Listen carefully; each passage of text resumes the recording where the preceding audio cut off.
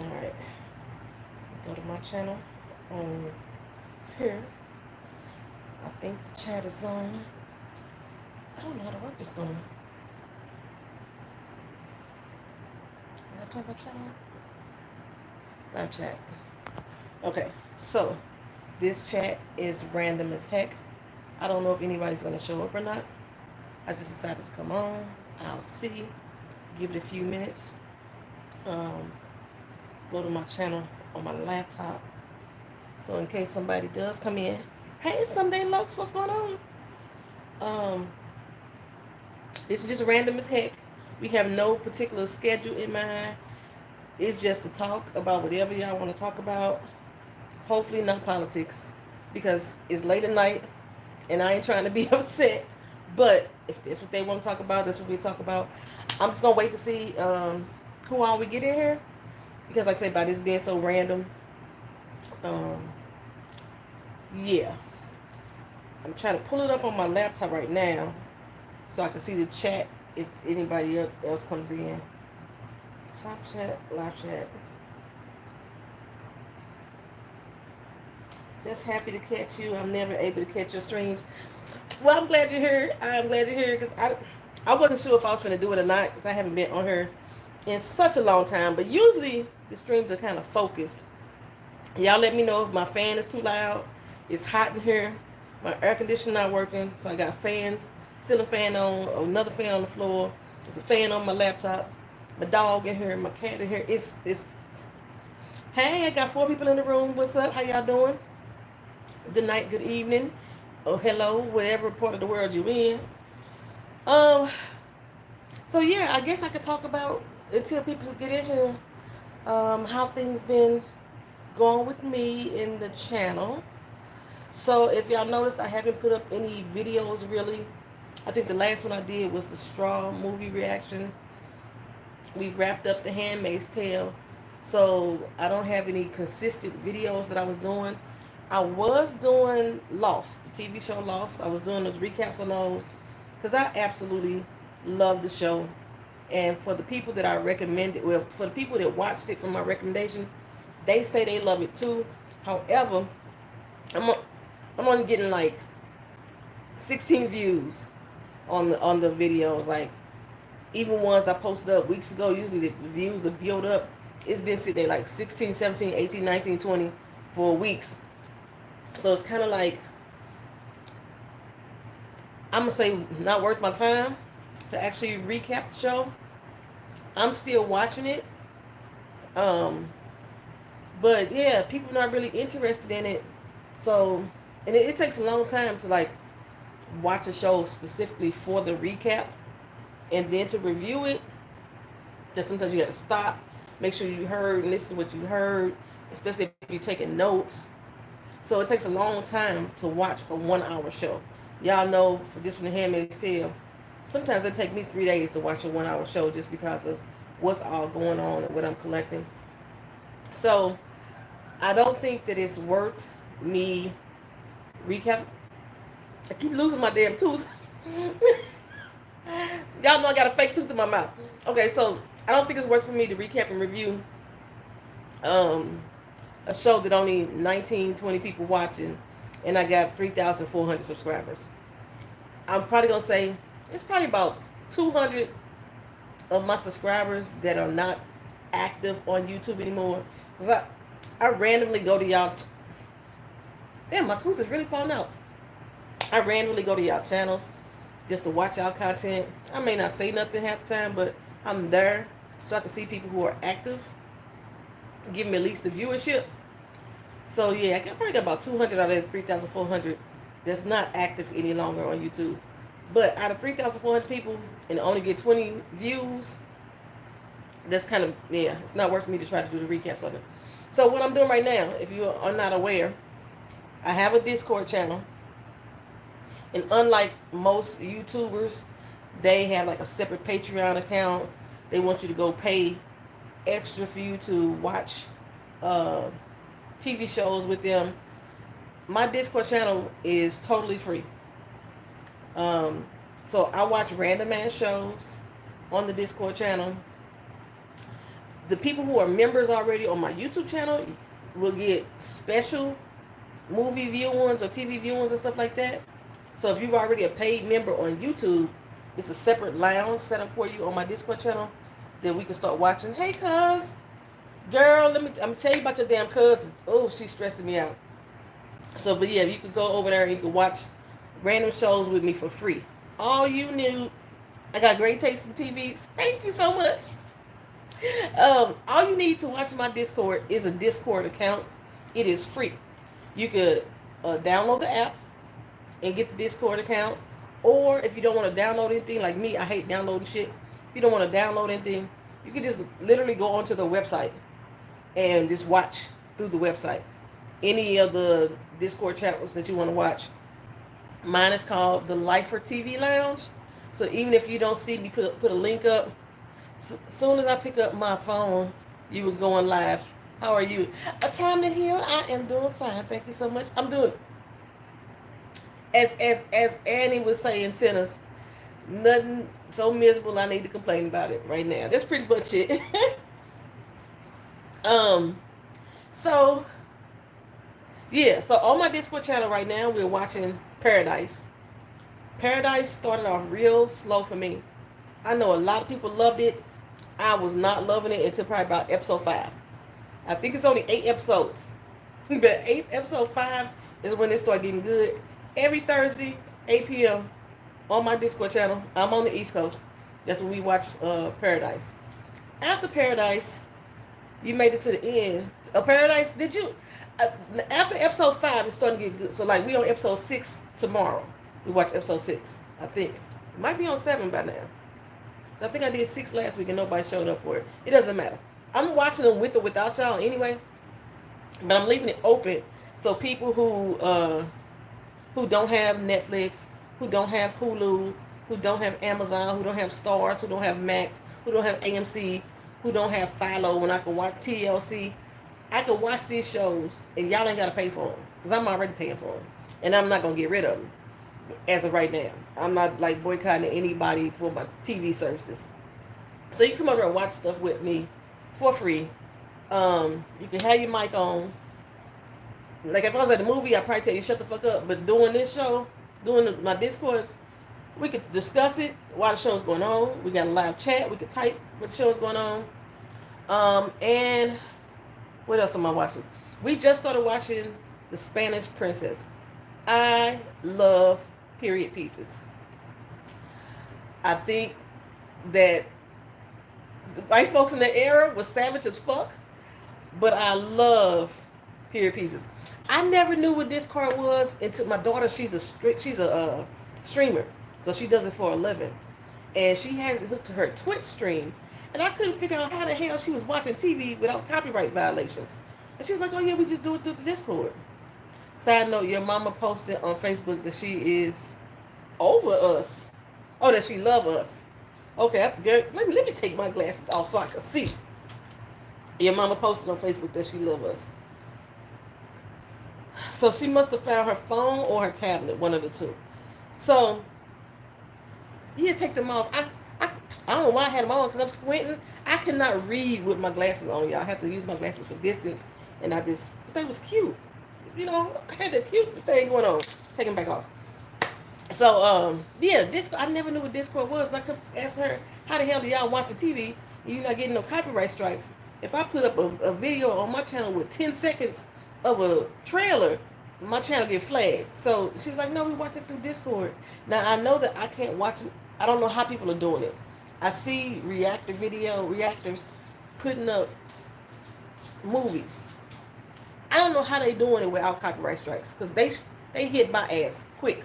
Soon as it's up, before it even upload, they hit my ass and tell me I got a violation. I be getting emails coming through left and right about my violation. So, but yeah, my daughter kind of like hit me to what Discord was about.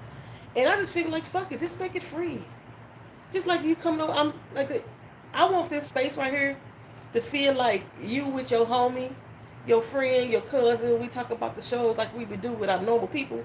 That's why my recaps and reviews are the way they are. They not edited anymore. I used to edit them.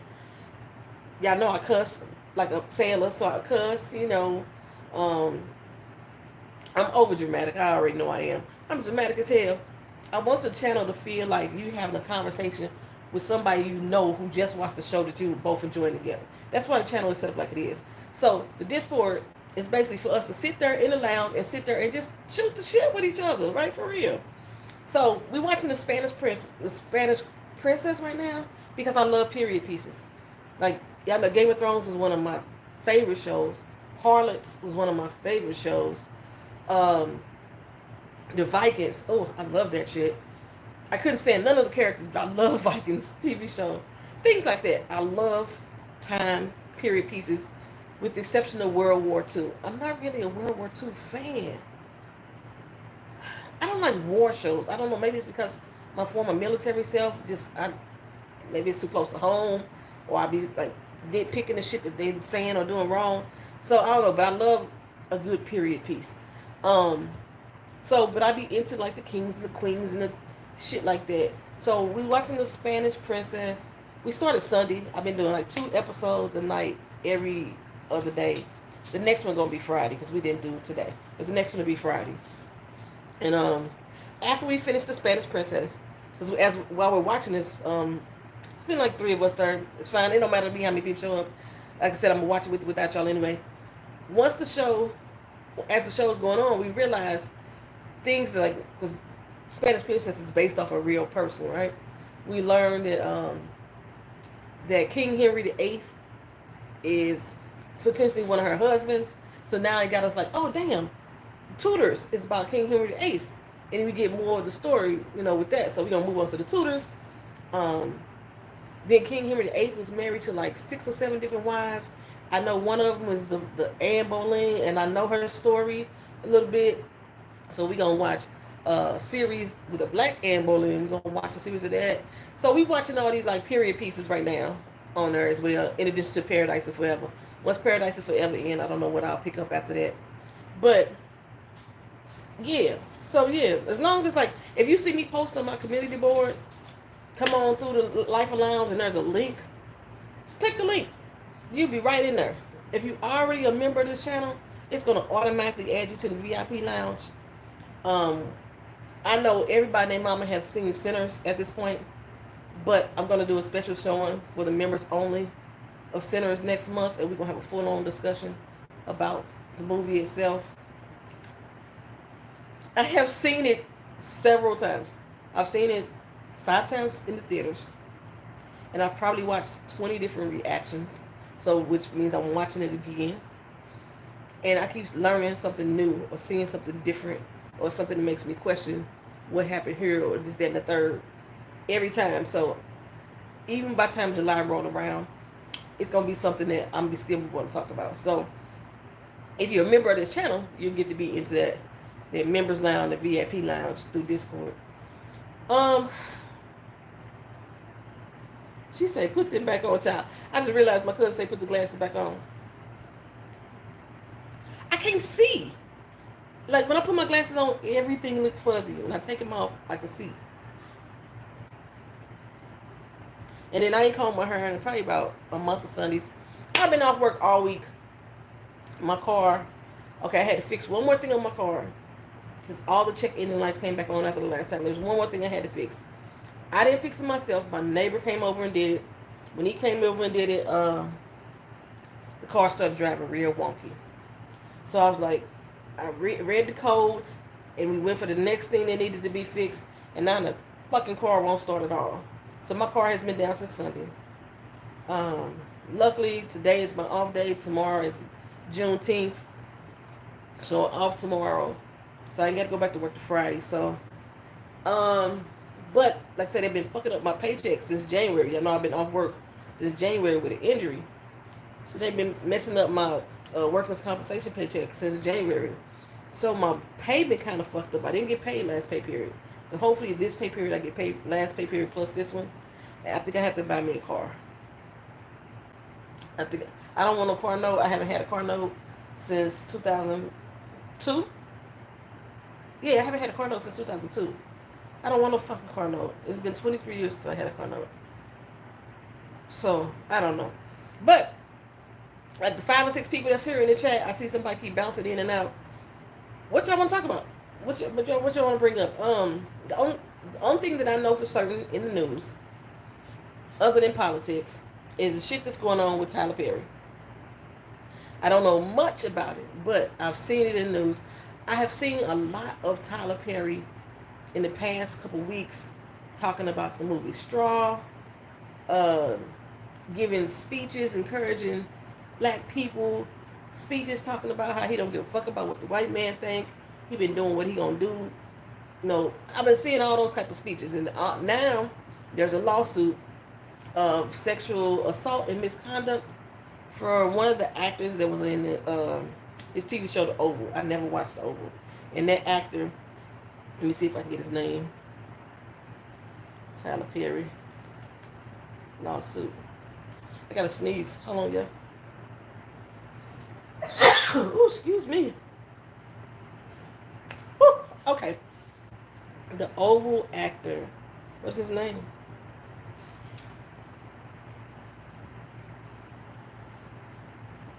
Is this the guy that played the president? Who is he? Derek Dixon. I'm trying to read the testaments, but I'm having a hard time getting into it. But I trust your opinion if you care to give it. Ooh, the testaments.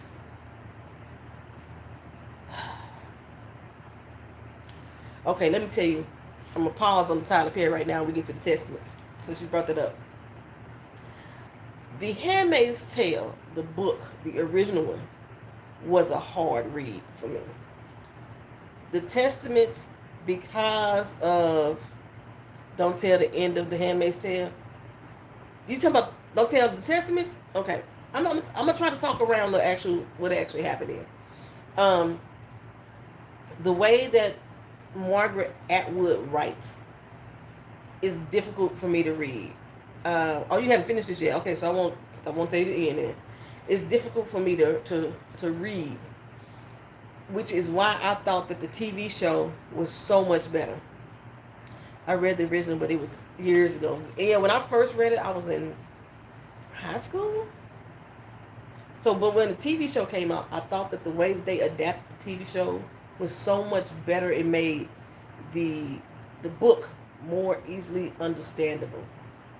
They did alter a few things, and I think that the movie itself, just from the clips I've seen, because I haven't actually watched the movie, but just from the clips I've seen, the movie itself lends true to the storyline of the book in more accuracy than the TV show.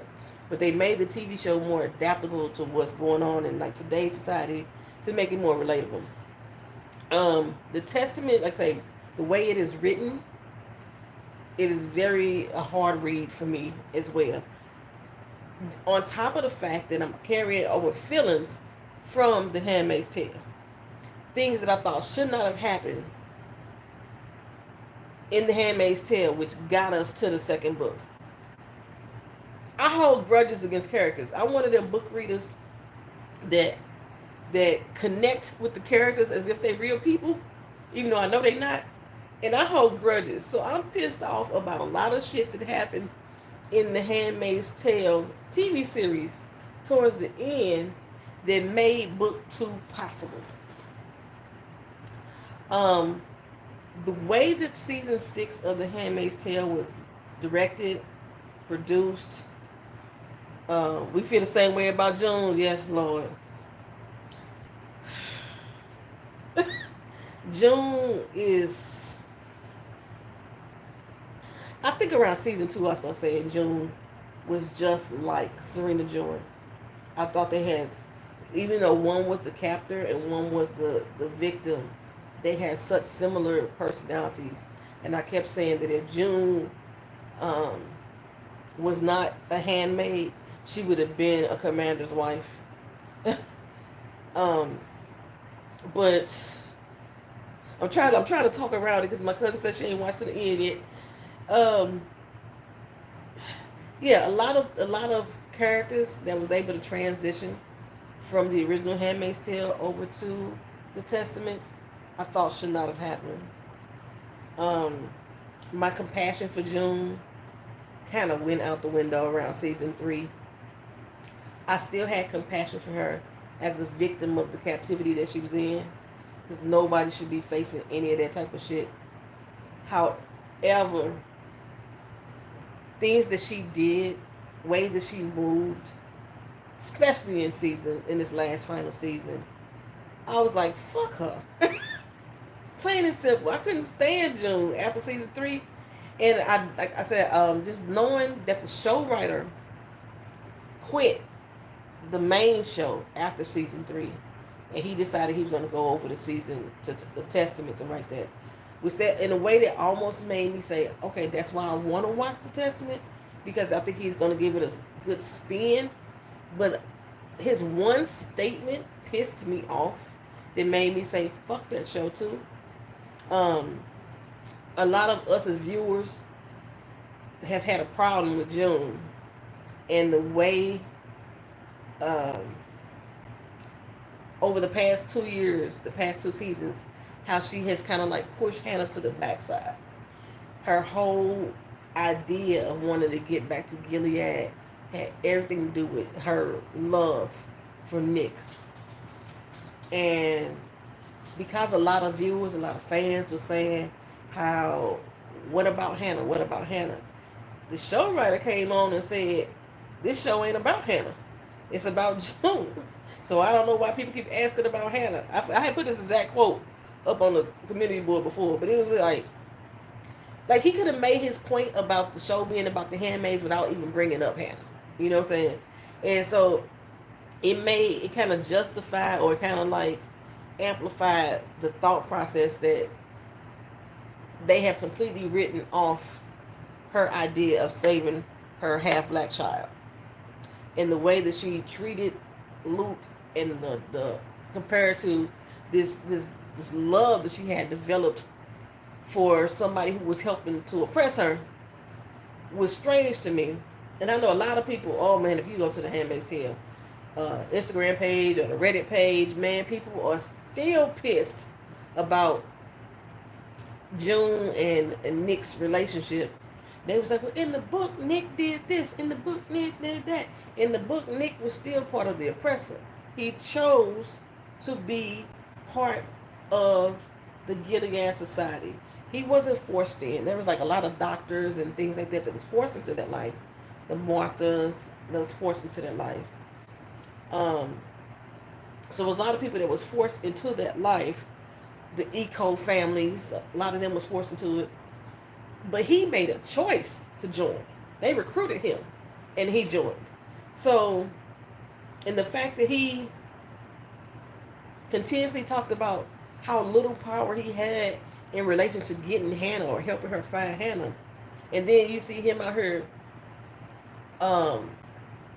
doing airstrikes and crossing the border back and forth and helping other people sneak in and out the country, but you can't get Hannah, you know. So we was feeling some kind of way. And but yeah, man, the Nick lovers was, they all over, they still all over the board, and I just can't understand it. I'm just like, it's me as a black person, as a woman, as somebody with my mind. I'm like, I've already been told I've been rebellious. I'm not finna fall in love with my oppressor at all. My forgiveness to them, it ain't finna happen either. I ain't finna become buddy with them. If y'all watch The Walking Dead, if you recall, when Negan joined the crew, the family, and became part of the family, I probably was one of the only recap and reviewers I heard that was like, fuck Negan to the end. And then they made that spin-off show with him and Maggie, and I was like, fuck Negan. You killed Glenn. You took a baseball bat to his head and took his fucking head off. Ain't no damn way I'm finna kumbaya with your ass. Ever. And sure, he may have done nice things because he felt guilty. Same with Serena Joy. Same with Aunt Lydia. Same with Lauren. Same with Nick. They doing these little things here and there because they feel guilty. Oh well. That's like a damn drug dealer giving out turkeys at Thanksgiving for me. Bad people can do good things. They can do good deeds, but that don't make them less of a bad person. and I just can't never be forgiven, and that's how this was the whole damn season. It was another show that was like, oh, Power, Raising Canaan. All throughout the whole show, you had these two families. Neither family was good. Or you had these two sets of people who were going up against each other in the battle. It was on the streets. They was selling drugs. They was killing folks left and right. You had these two different people really going head to head. Rock and Unique for the most ever since season 1. And then somewhere around season 3, they made these two people who have been trying to kill each other the entire time for the past 3 seasons. Been trying to kill each other. Same thing with Power 1. They've been trying to take away their damn life, take away their family members' lives, and then all of a sudden they start fucking and falling in love. I was like, what sense does that make? It makes no sense to me. I don't care what show I watch. I was never rocking with that shit. You was never gonna get me to rock with it. Oh, I forgot something. I'm supposed to be on this damn live. Yeah, I was never gonna be rocking with me siding with the oppressor. Just like with Tucker Carlson and Ted Cruz just went at it on the news. A lot of people were saying how they was like rocking with Tucker. Fuck Tucker. Fuck Tucker. Fuck Ted. That's how I feel about it. Now, I do like when they fight against each other. Same thing I was saying when Serena Joy was going up against Fred, or Serena Joy was going up against the system. She was going up against the Wheelers. You know, I appreciated to see that animosity, but I wasn't rooting for neither one of them motherfuckers. Neither one of them. But that's the same way I feel about, a lot of the shows that I watch. So, yeah. Yeah, I just couldn't get with June.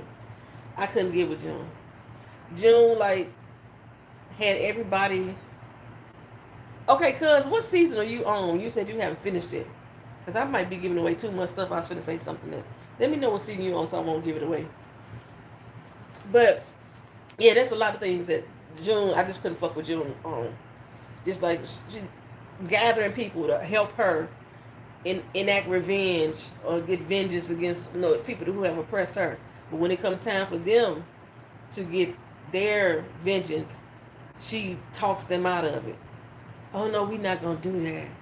Like, oh, cuz you gotta watch the damn last season so I can talk about this shit. She did Luke wrong. Let's put it like that. She did the Luke and Mayday, the resistance, wrong as hell. And everybody just forgave her. Fuck out of here. So, yeah. That's how I feel about the Testaments. I'm not even sure if I'm going to review it, because I know I'm going to watch the first episode. Without a doubt, I'm going to watch the first episode. And I know they're going to do that dumb shit like they always do. They're going to put 3 episodes on one night. And I'm not a binge watch type person. That's not true. Okay, I can sit and watch TV for hours, but I do not want to sit and watch one show unless it's like a reality game show. I can watch reality game shows back to back. But like shows are supposed to have plots, supposed to have cliffhanger type situations. I don't want to sit and watch the whole thing. And I know that's like the new fad and trend for everybody. Everybody want to binge everything, so they drop all the episodes. They gonna do the face close-ups. And the reason why I know they gonna do the face close-ups, because if I looked at the characters that they have cast for the show, and they got 2 of them with big brown eyes, and they got these little basic schoolgirl looking faces. Who? Let's hope for. When you say who, what you mean who? They gonna do the close-ups, trust me. They gonna, one of them characters gonna be the. Let me see if I could pull that back up on my channel, and I can show y'all. It was so long ago when I put up the damn post though. And I got so many posts. And who they cast for the girls, I was like, this is gonna be the one right here who they gonna do all the close-ups on. Who they gonna do the close-ups on? See, you ain't finished watching the doggone show. So in the Testament is 15 years after. I don't know how they're gonna redo this. It's supposed to be 15 years after June first arrived in Gilead, right? So this is gonna be a spoiler. It's gonna be a spoiler. Since there is a second book, and we know that it's 15 years later, You know Gilead still exists. Why it still exists is beyond my fucking understanding, because there was so much they could have did in episode 6 to shut that shit down, or season 6 to shut that shit down. Okay, I got so much shit on my page. I'll post episode when I talk about the girls, and I put up her picture, and I show the picture. But I got another post. Damn, it's a lot of stuff. Let me see if I can do it another way. Okay, wait, Raising Cain. And 2026 is when the Testament is supposed to start. So it's not coming out 2025 at all. It's supposed to be 2026, and I believe in the fall of 2026. I keep hitting the wrong fucking button. Cast of the Testaments. So like I was scrolling through on my community tab, and then when I did that shit, where's the girls?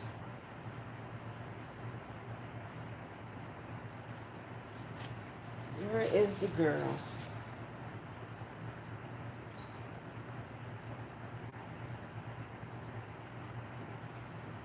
See, this is gonna be like, once I say the names of these people, my cousin gonna know who made it to the next book.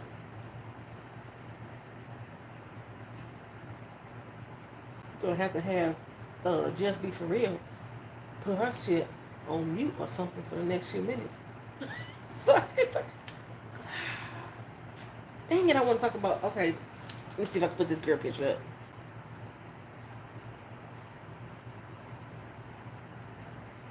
I was trying to get just the image of the girls only, so you can see them, because a lot of it is showing too much. What the hell is that? I hate Bing. Microsoft Bing. Let me leave. Be back in 5 minutes. Okay. All right. So my cousin will come back in 5 minutes. So, the Testaments. I'm trying to pull these girls' faces up. So, I think my cousin gone. So, the one here, that's who's playing Hannah. This girl, her, is playing Jelly Bean. Damn, it's supposed to be 2 new characters. See if I can find them. So that lets you know that Jelly Bean, June never went back for her daughter. You know, she left her with her mama so she can go fight. June never made it back for her daughter. And Hannah, they never saved her. It's 15 fucking years later. She ain't saved yet either. So the Testament is about their story. But the resistance is still fighting in the Testament. And it's mainly about, I cannot find the other pictures of the girls. It's another girl in the story that has like, she's at the school with Hannah. There we go. Here she go. Open up the pictures. Okay, it's not opening up. Let me see if I can beam my screen up. Right here, Lucy Holiday. Yeah, they're going to be doing close-ups on her face. Trust and believe me, they're going to be closing up on her big doe-eyed self. They're going to be closing up on her all the time. And then it's another girl, Becca. She's supposed to be the one who's like all in to the system. They're going to be closing up on her face a lot. And then one other girl named Mabel Lee. Because there is an Asian girl. Was it Megan Lee? I didn't think it was Megan Lee. It's another Asian girl who, I don't think it was Asian. I don't think it was Megan Lee. Her right there. You don't, because the girl I'm talking about, not Megan, Mabel Lee. She has real short hair. At least she has short hair now. They're going to be doing a lot of close-up on her face, too. It's just the way her face is made. Has the round face, the big eyes, the piercing blue eyes like June had. Yeah, they're going to be doing close-ups. Trust and believe that. But just Becca, she's playing Becca. Let's look at her face. Mm-hmm. They're gonna be closing up on her all the time. But, and I don't know how they gonna do this too. So like the one right there, Lucy Holiday. Like I said, she's playing Jelly Bean. We noticed that Jelly Bean's name is Nicole, and her real name is Holly. For some reason in the Testaments, her name has changed to Daisy, and that's supposed to explain that in the Testaments. So I wonder how they're gonna explain it in the show. Because on the show, she learns her identity. Like I said, which tells us that June ain't never came back her damn daughter. And she's supposed to be alive. According to the show writer. She's supposed to be still alive. June is. So, we'll see. We'll see how it go. Okay, my cousin can come back now whenever she come back. I can't text her and let her know, but she'll be back. Okay, so let me go back to my video. See if I missed any of the chat. Where'd the chat go? Let's see. Okay, nobody said anything else in the chat. So, I hope I answered your question. How did I feel about the Testament? I'm not sure if I'm going to recap and review it. I know I'm going to watch that first episode just to get a feel of it. But I kind of feel like some of the actors, the lady who's playing Moira, I forgot her real name. I want to say it's Pooh Say So. Was that her real name? Or was that her name from Orange is the New Black? She quit in the show, right? So they already got to rewrite some of the script because in the Testament, Moira and Luke were the ones who were in charge of Mayday. They was running Mayday. And because the actor is leaving the show. Oh, that's an Orange is the New Black name. Okay. I didn't ever watch that all the way through either. I watched, I think, the first 2 seasons. So, because the actress is leaving the show, I wonder how they're going to rewrite her character. Or they're going to replace her with somebody, or just write her out of the script altogether. But she was saying that she quitting because the show has like mentally traumatized her. She had to do a lot of meditation. She had to do a lot of therapy. After, she said the last couple seasons, she just had to do a lot of meditation, a lot of therapy after they filmed, just to get her mind back into a good headspace. And she said she can't take the trauma of the show no more. So we'll see. I'm gonna see. I want to see how they explain what happens to her, or if they're gonna write her out. Samira Wiley, that's her name. Yes, Samira Wiley.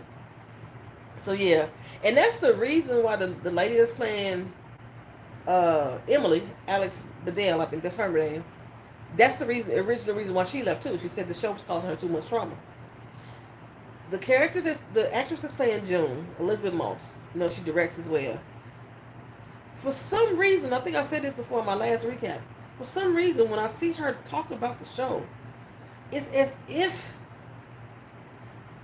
she has really immersed herself in this dystopian future, and she really thinks that she is a heroine herself.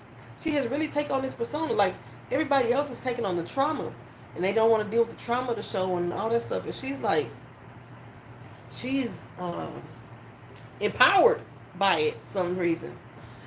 I said I wasn't going to talk about politics, but this is one thing I'm going to bring up about politics. So they did the No Kings parade protest of the day. I would call it parade because I don't consider it a protest. But they had a whole crew of women out there marching around in Handmaid's Tale outfits with their signs and everything. And my brain is just sitting here thinking, why do y'all think that dressing as the handmaid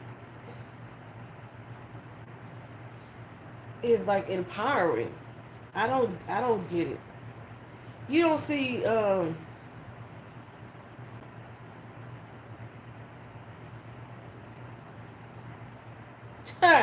you say, I guess that's why the cast is saying that acting with her is like acting with Michael Jordan. Probably because she has this God complex that I have seen in her interviews. That I've never understood why they dressing up as handmaids, and like they proud about it. Like I even seen I don't know.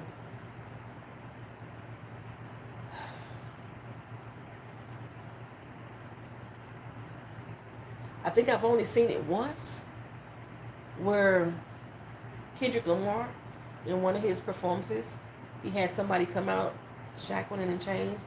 I think who was the other singer? No, Anderson .Paak. I know somebody named Kevin Anderson. Anderson .Paak. He also did, I think, before the skit where he was dressed as an enslaved person, just to try to get his point across about the speech of the poem. Maybe that's what they're trying to do. But I don't see people out protesting dressed up as slaves. And that's, to me, essentially is what we're fighting against. Is not becoming enslaved to this system. But yeah, that No Kings protest parade. The reason why I call it a parade instead of a protest, just from my experience and just from, hey, what's going on? I feel about her like the lady who played Yolanda. I tried to shake the June off her, but I can't. And watching her other work doesn't help, because it's like she's bringing that same energy to the other TV shows and movies that she plays in. It's like the same. But yeah, I felt it was more of a parade. I felt the No Kings thing was more of a parade because, I say, just based on my personal experience and looking at different protests over the years, there was a goal. And it wasn't just about aesthetics. So I know they wanted the world to see there was a lot of people against Trump. They did that. They achieved that. What the fuck was our end goal? What are we as a people demanding of the government? What are we as the people demanding of... I mean, because from what I see, Doge is the only government department that hasn't had any cuts. I mean, not Doge, ICE is the only government department that hasn't had any cuts. Hey, what's going on? I ain't seen you in a minute. So I wanted to know, what was our fucking goal? What were we asking? What were our demands? They wasn't protesting for people to be let go. They wasn't protesting for laws to be written, laws to be changed that I'm aware of. Like, I didn't see what the agenda was. So that's why I call it a parade. They had a big parade in opposition of the military birthday parade for the Orange Felon. But I didn't see it as I didn't necessarily see it as a protest. Maybe that's just me.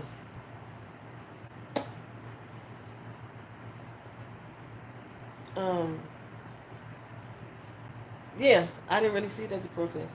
But like I say, being that I wasn't actively involved, maybe it's something I'm missing. Something I'm missing. I got my fruits here, y'all. Y'all ever ate dragon fruit?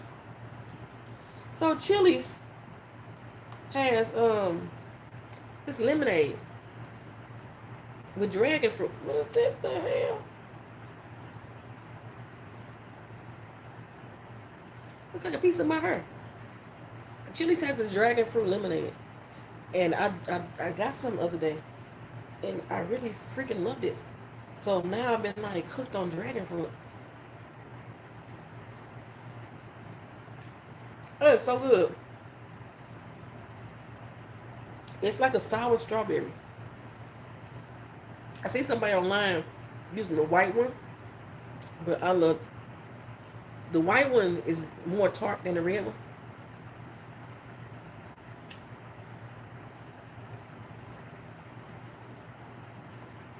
Okay, so back to Tyler Perry. So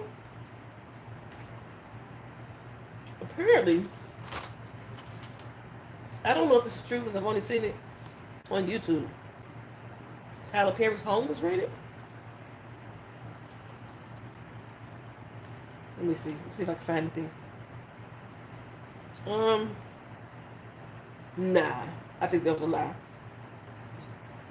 Somebody on YouTube was going around saying that Tyler Perry's house was raided and they found more freak off videos than they did at the Diddy household. That's not true. So if you see that, that's a lie. Hey, Master Data, what's going on? So yeah, that's a lie. But He is being sued by the actor on the Oval named Derek Dixon for over $260 million. He claims sexual assault and harassment. Now I'm gonna tell you, this I know this is stereotyping, and I could be wrong as hell for this, but when I first heard that Tyler Perry was being sued, my first thought was, I know he was gay. For years, they have been trying to deny that Tyler Perry has been involved in relations with men, and I thought that when he had his child, that the only reason why he had his child was to try to prove to people that he wasn't gay. So that was my first thought. My second thought is, as I started to say earlier, because Tyler Perry has been on this, has been very vocal in these past few weeks, and he's been getting a lot of interviews about, his production studios, his movies, him uplifting black people, him getting black people in Hollywood jobs. That not necessarily that they were targeting another black man, but the people who believe that they are going after high-profile black men to bring them down, that those people were going to come out the woodwork, which they did. A lot of people were saying that this case is made up only to bring Tyler Perry down because he getting too boastful, he getting too prideful, and like he said, like in a few of the interviews that I watched, he don't give a fuck what white people think, and that could piss people off. So people are now tying those two together. Honestly, I haven't looked at the actual charges, but my initial thought, and I can tell y'all, sometimes my initial thoughts be hella wrong, but my initial thought was this was I ain't gonna say a love affair, a situationship gone wrong. That's my initial thought. Again, I haven't looked at the case. I haven't looked at the charges. But that was when I first heard it. Not that I'm trying to cap for Tyler Perry, but that was my first thought, was this was a situationship gone wrong. So Tyler Perry, as far as I know, has not been arrested. These are going to be civil charges, not criminal charges. Again, I think the civil charges don't have statute of limitations on it. Criminal charges do. Criminal charges are a lot harder to file. So like I said, he's not, as far as I know, has not been arrested for any of these things. Tyler Perry has came out and denied any charges. Let me see if I can pull it up. Okay. So Derek Dixon, the actor, alleges that Perry used his influence in the entertainment industry to prevent him from speaking out until now. He's been represented by an attorney named Matthew Boyd. Tyler Perry is being represented by Matthew Boyd, who is denying the allegations. He's saying that this is an individual that got close to Tyler Perry for what appears to be nothing more than setting up a scam. But Tyler Perry cannot be shaken down. Now, that part,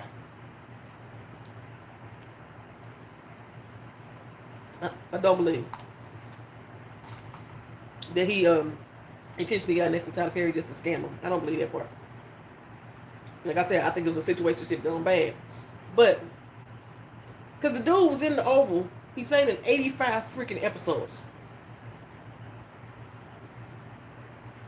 So, it had a 6-season run. So now that the show is over, he's suing. The guy said that he took his success and power and used his influence in the entertainment industry to create a coercive, sexually exploitative dynamic with Mr. Dixon, initially promising him career advancement and creative opportunities, such as producing his own show, only to subject him to escalating sexual harassment, assault, and battery.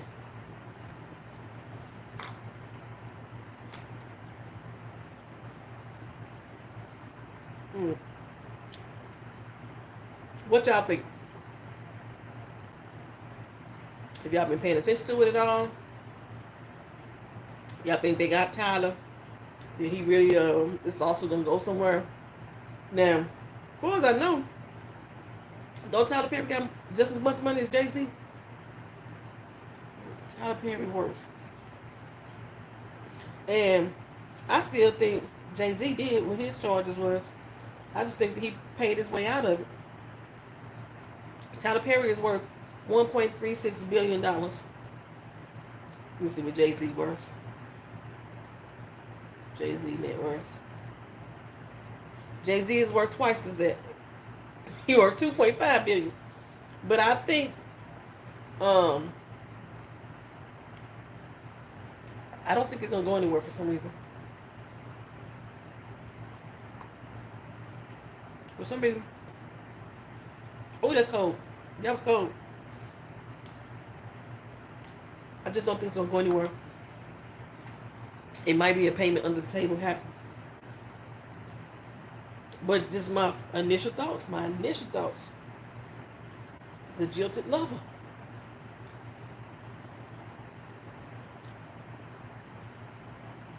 Hey, D Money, what's going on? Ain't nobody got no thoughts on that at all? Just me? I'm the only one? Wait a minute. D Money. Is that my damn brother?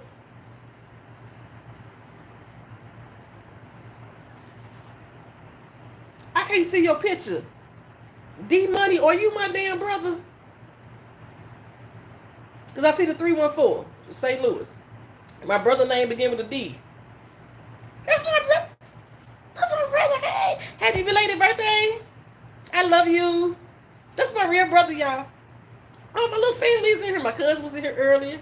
Now my brother here. So yeah, that's my brother. Y'all say hi to my brother. Y'all didn't even know I had a brother. That's my baby brother. Well, he ain't my baby. Wait a minute, are you my baby? You under my other brother. So yeah, I got 2 sisters and 2 brothers. He's the one under. Yeah, that's my brother, y'all. I didn't know you follow my channel. Oh Lord, I be talking bad about us. No, I don't. Not really. Not all the time. You'll be proud of me. In my in the last probably about 30 years, I haven't been in real good relations with my dad. And like usually my brother and them, they would send out something like to do a birthday shout out or a Father's Day shout out. And I would like when I was on Facebook, I would remove myself from the post. Or I would tell my sister, don't tag me in that, you know what I'm saying, like that. I actually was a bigger person. I was a bigger person. I actually called Dad on Father's Day and told him Happy Father's Day. He was about as shocked as I was. Because I don't think I've done that in about 30 years. And it was a good conversation. We had a good conversation.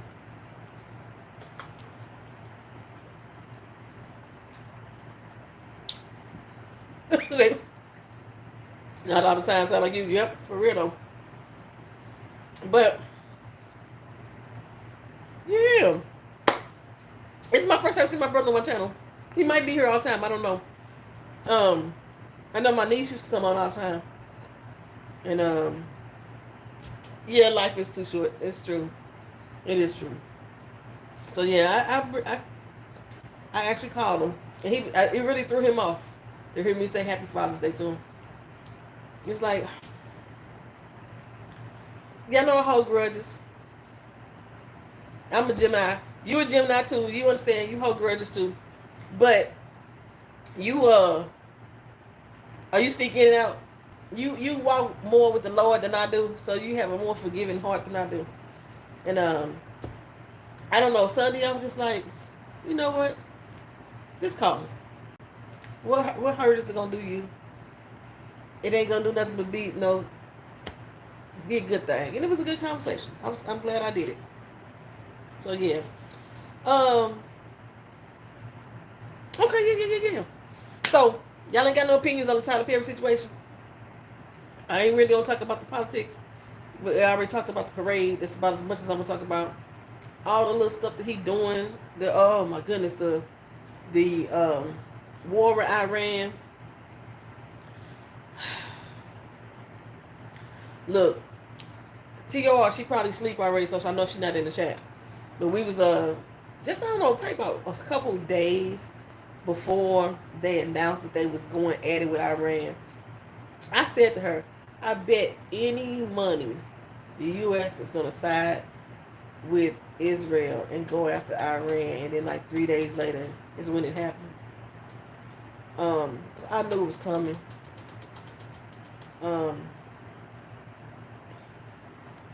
I ain't gonna say much about it at all. I didn't say much about the Palestinian Israel war either. So you ain't got no thoughts on Tyler Perry either? I just don't think this. I don't know. I don't. If it go anywhere, it's gonna be a settlement that we don't know nothing about. I don't think Derek Dixon gonna get paid no $260 million though. He trying to do an E. Jean Carroll on that ass. If he was in New York, maybe he had a chance. I don't even know where the lawsuit being filed. Where is the lawsuit being filed? Oh, he's in Ruthless too.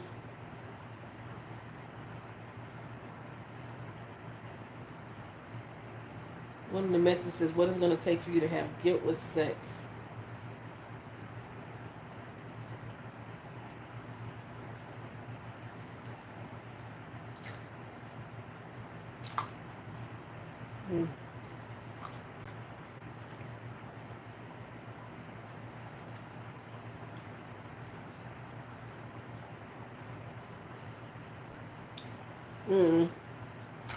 They filed a suit in Atlanta.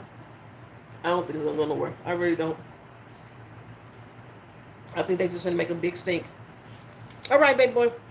Love you. Oh,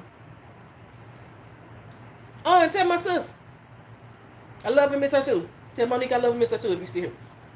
Okay, so yeah, that's all. I ain't got nothing to say about Tyler Perry. I guess nobody got anything to say about him. I don't know what else is going on in the news other than the Kendrick and Drake beef. Kendrick just performed in Toronto last June 13th to 14th as well.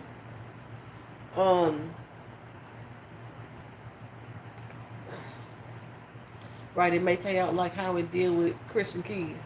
Exactly. It may. I think it's gonna play out just like that. It may play out just the same way as Jay-Z's unreliable sources. Because just from what I was reading right now, just from this one article I've been reading through it real quick, I don't see any indication that he is trying to, other than him being his employer. I don't see any other indication that he was trying to use his status to control this man's career. But the dude Derek is saying that he got promises of his pilot being picked up by Tyler Perry, and that didn't happen.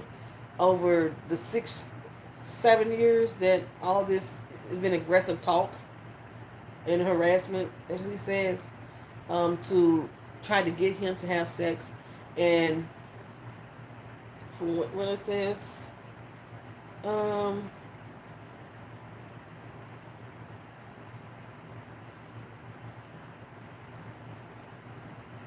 I don't see that he's been blackballed from getting jobs for not having sex with him. He had a leading role, and from the way he's wording it, he got the leading roles because Tyler Perry was making advances at him, which suggests to me he was leading to believe that. I mean, that's the only way I could see that he was. That's the only way that I could see it in my mind. Maybe I'm wrong. I try to sleep with you. You don't give me no playback. You ain't turning me down either. according to this. You're just not giving me any playback. So I give you a leading role in the movie. You still ain't giving me no playback. I keep you as a lead, and not only in, not the movie, a TV show. And not only, I think he had a public girlfriend, and I know he had a baby, but I always thought that was fake. I mean, I thought the relationship itself was manufactured. Same way I still think about Michael Jackson and his wives and his children. I just thought that was all manufactured to uphold his masculine identity. Because they have always accused Tyler Perry of being gay. That's my first thought when this came out. I was like, oh, I knew he was gay. That's my first thought. But yeah, he said Perry was leveraging his power to coerce him, but he never coerced him for career advancement and creative opportunities. He had him on he had him on 2 different shows. He gave him lead roles. He even gave him a raise. But he claims that the raise was only to keep him quiet. He might have actually did the deed. He might be, he might be bi. But I just thought that he was more attracted to men than anything. But yeah, he might have did the deed. Ain't no telling. I know a lot of gay men that still sleep with women. Just throws me off. I know a lot of lesbian women that still sleep with men. But anyway.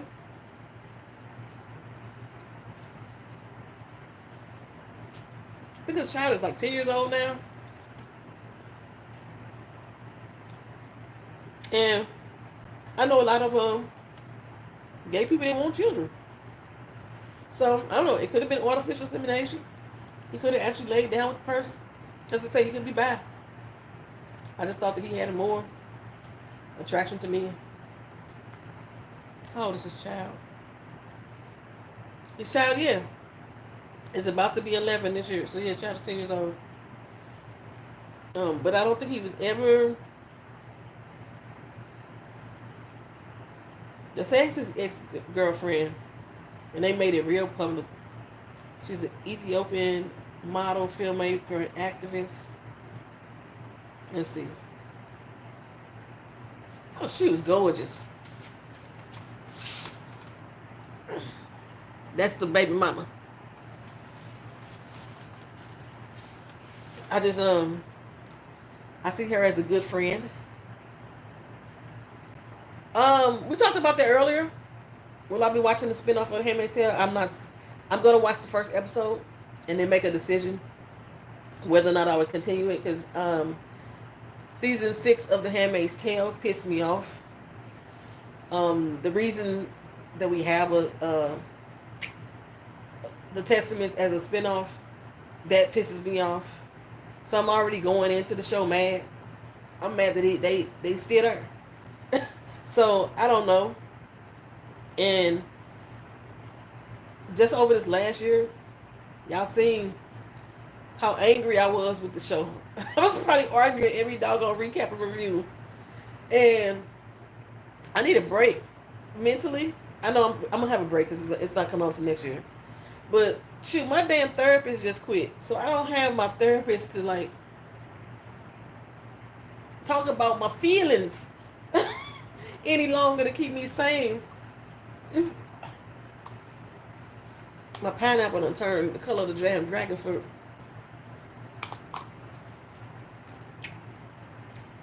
So I don't know yet. But what I want to do, which is weird, because like I said, the movie, I want to watch the movie and recap and review the movie.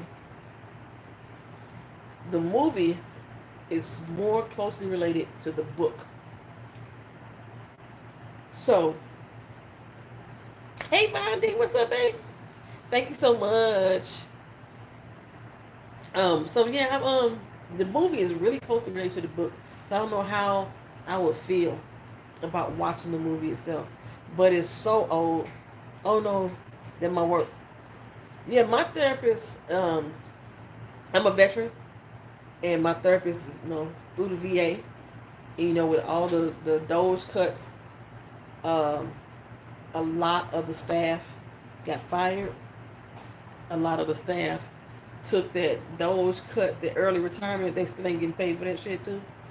Um, but they are doing a lot of cuts, not only to veterans benefits, but to the employees of the Veterans Administration. That's not beneficial to them. And my therapist was like, she can't take this shit no more. She said it's affected her mental health to still work there. She thought that she was going to retire from working from the Veterans Administration. And now she realized more than ever she would rather be at home with her kids and enjoying them than working for the VA. So she's not going to even do private practice. Because I was like, wherever you go, I'm going. She's not going to even do private practice. She's quitting altogether. It's like we're not even supposed to be talking about politics and stuff, doing my sessions. But over the past few months, because of my mental state and her mental state, somehow our sessions kind of brought in aspects of what's going on in society. And yeah, I understand. She said she was surprised that I was so understanding. I was like, fuck, I fucking get it. I understand it. I need you. I would prefer that you not go anywhere.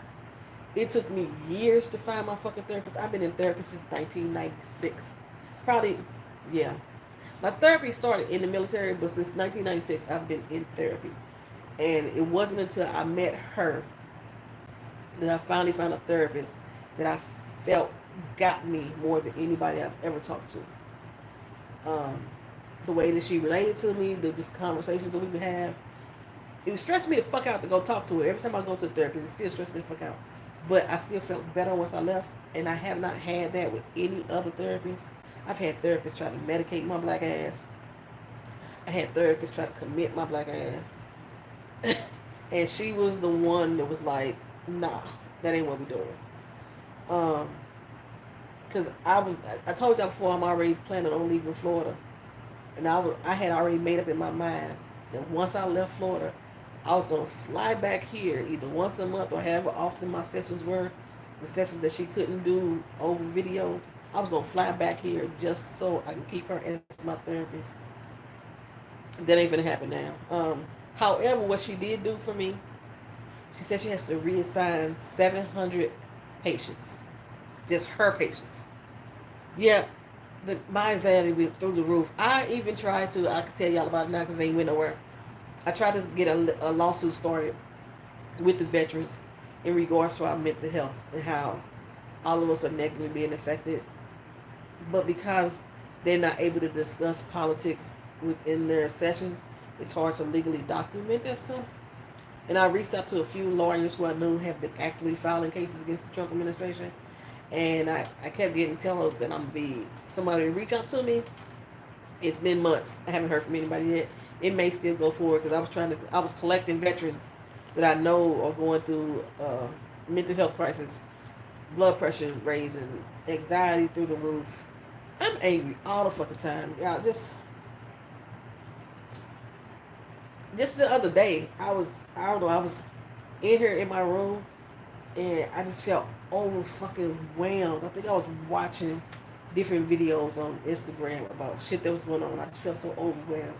And I just start fucking crying. And I be feeling like a bitch every time I'm just crying. What the fuck am I crying for? I be feeling like a bitch, like a weak punk. But yeah, I know that my mental health is not all together. And the fact that I feel like this and then my anxiety is at the level that it is, the fact that she's gone for about a couple weeks stressed me the fuck out. And I know for a fact that I'm still dealing with it. I'm just like, you ever heard of a functional drunk? Somebody that drinks so much but they still function in society like they ain't drunk. I'm like that with my mental health. I could be literally breaking down in front of y'all, but I'm still functioning. That's how I be feeling like I am at this particular point. Because I know that over the past couple weeks, my sleep has been off ever since she told me, ever since I found out that she was quitting. My sleep has been off. I've been having nightmares and dreams of just dying, or I have nightmares and dreams of killing people. And it's been constant for like 2 weeks straight. So it fucks with my mental when I wake up. Um, Reading my coworkers was talking about with everything going on. It's like civil unrest because everything is happening everywhere at the same time. Or people are just generally not happy right now. And I think that's his intent. It's his intent to flood us with so much shit. You know, sometimes people, they get conditioned to certain things happening. Um, or if they're not conditioned to it, that certain thing is happening, they may miss something because there's so much going on at the same damn time. And it is over fucking whelming, especially in this age of computers and technology when information is coming at you so fast, you don't know which fucking way to turn. Like, I haven't done a real P and TV in a while, which is like my news and views on different stuff in the news, because there's so much information coming out. It's changing so often. By the time I get ready to talk about it, something else is happening. It's just so fucking overwhelming, and then I get mad. I get angry. I think we was talking about. I posted up in one of the shorts about how there was an executive order that was written that was going to allow doctors within the VA to deny care to single women veterans and Democrats. And I was so fucking annoyed with that whole situation. I think, I can't remember who said it. It was like, well, it's just an executive order. You know, executive order is not law. My brain keeps thinking everything that this motherfucker has done has been based on an executive order. And he's doing it anyway. Even though it's breaking the law, he's doing it anyway. And our response as the response as Democrats, and I'm just going to include myself as a Democrat at this particular time because I kind of voted in that direction. But our response as Democrat is to, let's see what he's going to do. If he does it, we got measures in place to take him to court. He's ignoring the fucking court. So, like, what good is that doing? I'm the type of person that I prefer that you do something to prevent it. Half the shit, majority, I ain't gonna even say half, I'm gonna say good 80% of the things that he's doing, he's either saying out loud, he's had it in the Project 2025, or it was listed in his Agenda 47, or he tried to do it in the first time he was a president. So, being that he's implementing all this shit that's going through, that he's ignoring, that the laws that he's breaking, being that he's doing all of this, why not set up some type of preventive measures to prevent the rest of the shit he said he was going to do from happening? And I'm just not like, this sit and wait to see what's going to happen and then take action later. I'm so sick of us being retroactive. We need to start being proactive. You know, they threatening people's lives. They stripping them from, arresting people without cause. They got masked agents showing up who ain't got no real fucking credentials. Half of them motherfuckers are January 6ers, which is why they wearing masks, so they wouldn't have to face recognition and shit. All this stuff could be prevented, or some type of measures could be put in place. Not necessarily going to say the measures are going to be effective, but they could be doing something to prevent instead of waiting to see what happens. And I gave this example. Oh, it's TR. I gave this example to her.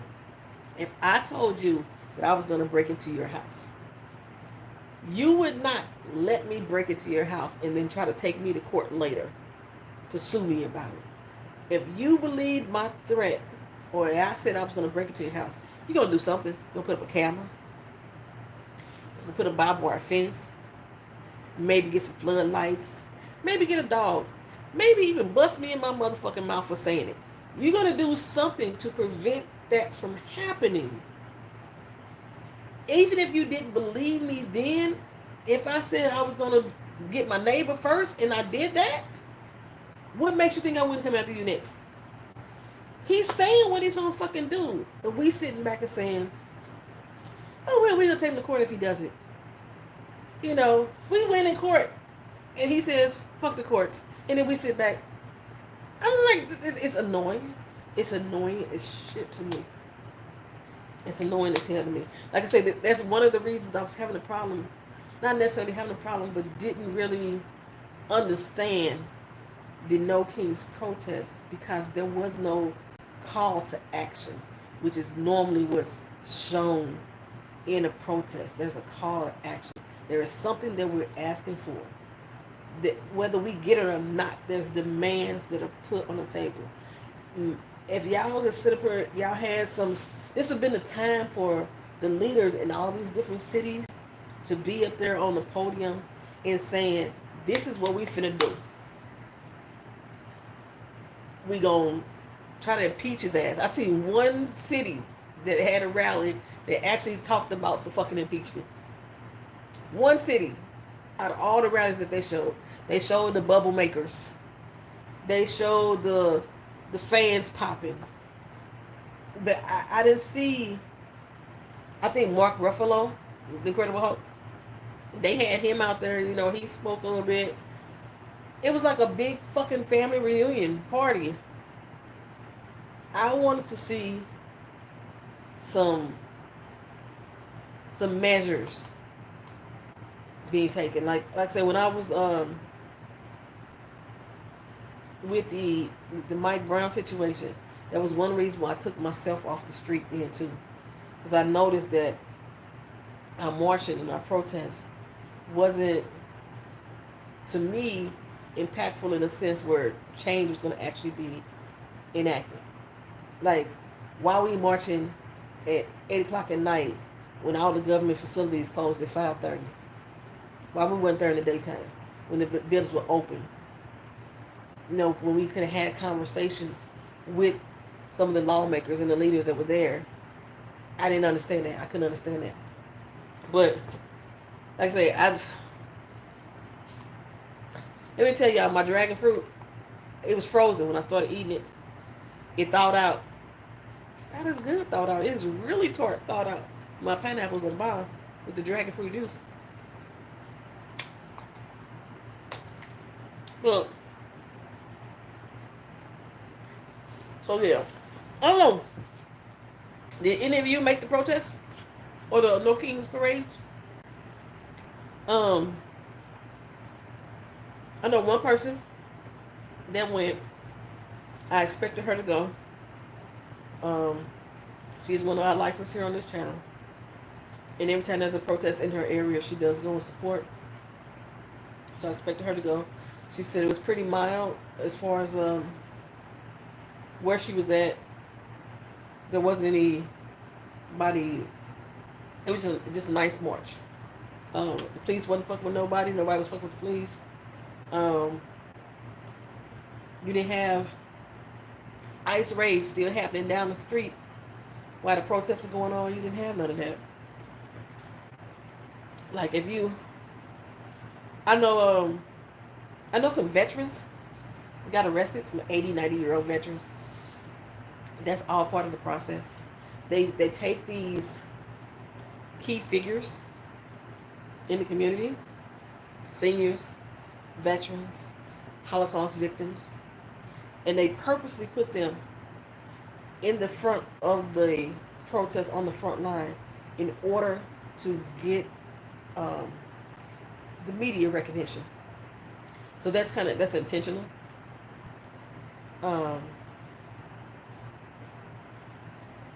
But yeah, I don't understand how all these different laws that they're breaking, the way that they're doing it, our only defense at this point is to take them to court. And I just can't agree with that. I can't rock with that. But I'm still not doing nothing anyway. I stopped protesting with us, and I'm gonna protest with them. Pretty much. And people are fucking around and finding out. And it's crazy to me. There's so many people that I've seen like on TikTok and on Instagram. I don't have TikTok. I see the videos from TikTok posted over on Instagram. I see so many videos of those them complaining to black people about why y'all not helping doing this, why y'all not doing that. It's all of us. It's gonna be you next. It's always been us. The fuck are you talking about? It's always been us, and that's been our goddamn problem. It was always us, and none of y'all motherfuckers cared then. I ain't gonna say none. Majority. Let's go. The majority of y'all motherfuckers didn't care then. Y'all show us by y'all vote. Y'all show us even doing these protests. Y'all was too busy worried about where the fuck black people at instead of about the actual issue. Y'all should be worried about the lawmakers who aren't taking action against these agents. I can't even call them agents for real. They not real fucking agents. The people that they are going to the jobs and taking them off the jobs or taking them right out of school. The jobs itself, y'all not complaining about, or y'all not protesting, or y'all not arguing, y'all not bitching, y'all not fighting about the damn owners of these businesses not being arrested. They ain't being arrested. They taking away their employees because the employees are quote unquote illegals, but these motherfuckers hired them. Y'all ain't doing nothing about them. Yeah, they don't care. What you say, Samara? They didn't care until they found out they were those people over there too. The crazy thing is, they knew. They knew. I don't think it's that they didn't. I think majority of these people knew exactly what was going to happen, and they did not care because it was going to happen to other people. It's not that they didn't think it was going to happen to them. They just didn't believe that they would be that affected by it. They knew it was going to happen to them. They know if they touch a stove, it's going to be hot. They just don't know how hot it was. And now they just realize how hot the shit is. But yeah, they so upset about black people ain't out here in the street doing this, that, and the third. I've seen a lot of black people in those damn protests. A lot of them. So I don't know what this whole little narrative about black people ain't out here. If you looked at all them different cities, there was so many fucking black people out there.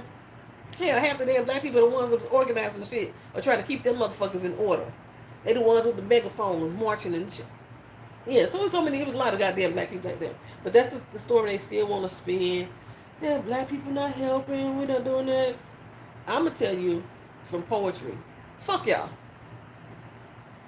And in all honesty, I understand the tension that's going over in the strip. Fuck them too. That's how I felt about it, for real. Okay, that's just how I felt about it.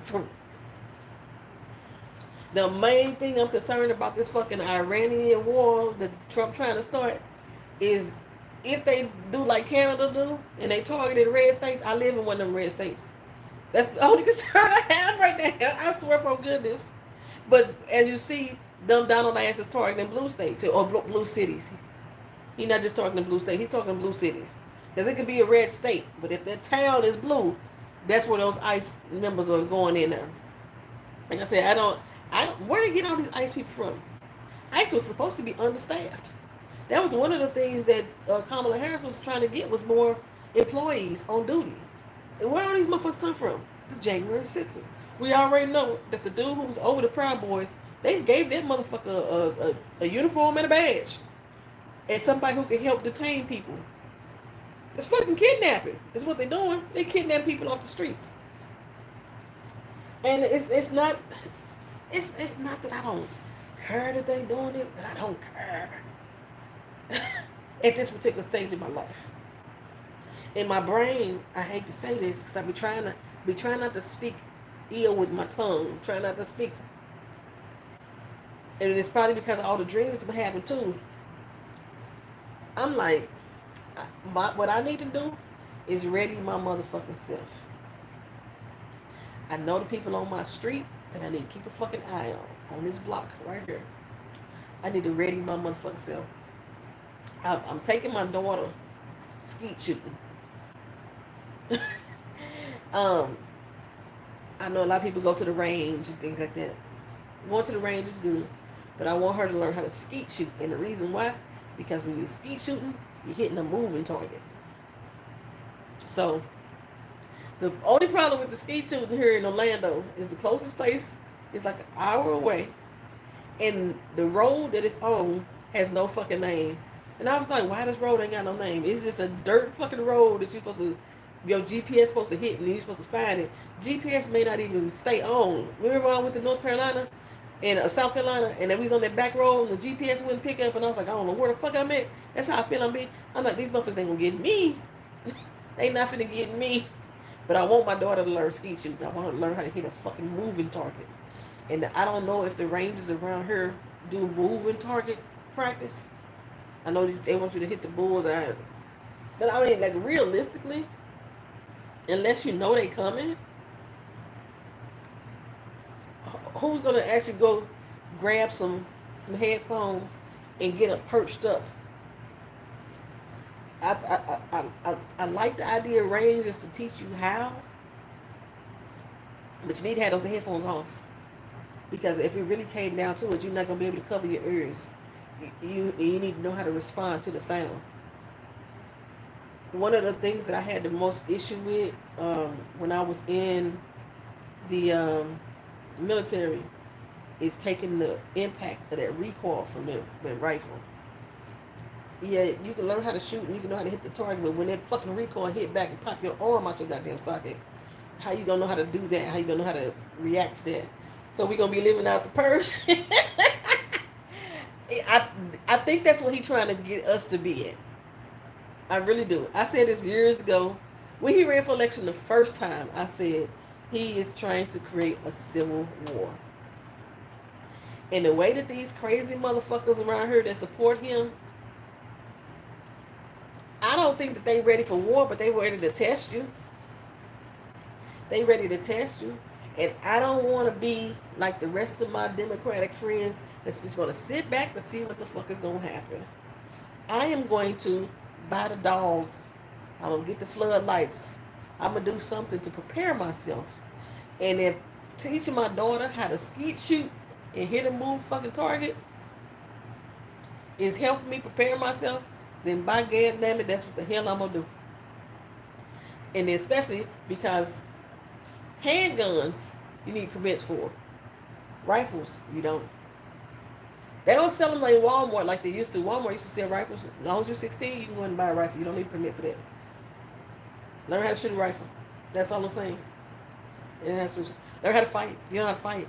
Go to find a gym, take a self-defense class, get you some hand-to-hand combat training, pick up one of them Tai Chi classes or something like that. Take a boxing class, learn how to take a punch. It's not just about you punching. How you gonna feel when that motherfucker hit you and you don't know what the fuck to do? Learn how to take a punch. Something. Prepare yourselves. That's one reason why if y'all hear me talking about my fucking health, I swear that is so.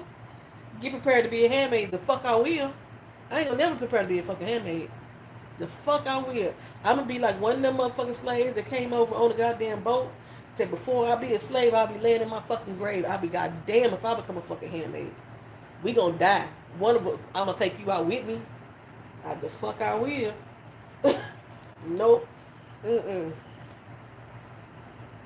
That ain't finna happen. There's no breeding ground over here. Am I too old? I'm not too old to be a handmaid because I still have babies. Mm-mm. No, ma'am. We're not gonna do that one. I think that's a big issue too. I think that I noticed. I hate to hear the media and other people who make videos talk about what people are afraid, people are scared. I hate to hear them constantly reiterate that or talk about that in the news.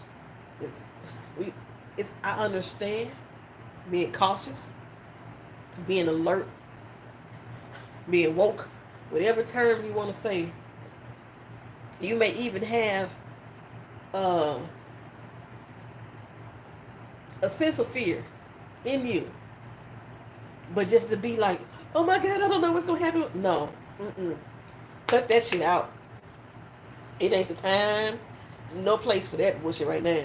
They want you to be afraid. Say fight or end up on the wall in Gilead. See me on the wall day one. No, you won't be on the wall. Mm-mm. That's what I'm saying. Don't look at the do not go into this day and age with the mindset that I'm gonna be in captivity. Go in with the manifest your freedom. We've been Black folks been manifesting their freedom for years. We gonna overcome one day. I don't know when the fuck that one day gonna come, but we've been overcoming for some goddamn years. We just keep saying it out loud. We gonna overcome one day. Be prepared. Be prepared to fight. Fuck, be prepared for the wall. Because if you're thinking about the wall, then it's gonna alter how you react. You think about living. You think about surviving. That's what the fuck you think about. You think about how you gonna make it to the next day. I was watching somebody's video. I don't know what he was Scott Evans. He wasn't even talking about politics. He was just talking about if a fucking apocalypse came, kill him now, because he's not gonna make it, because he's used to comfort. He's used to things like comfort and like running water things. So he don't think that even if he survived the apocalypse, that he would make it, because he's so used to the things of comfort. I'm like, I'm gonna survive the fucking apocalypse, and I'm gonna figure out how to survive without my comforts. But I'm gonna fucking survive. I'm not gonna give up. Yeah, you got to be prepared in any way that you can. In any way that you can. But yeah, if you have problems obtaining a weapon of choice because you need a permit, get a rifle. You don't need a permit for that. Trust me. These folks out here that's on the other side, they preparing. They already got their 2-year-olds out there shooting ducks, moving targets, shooting deer.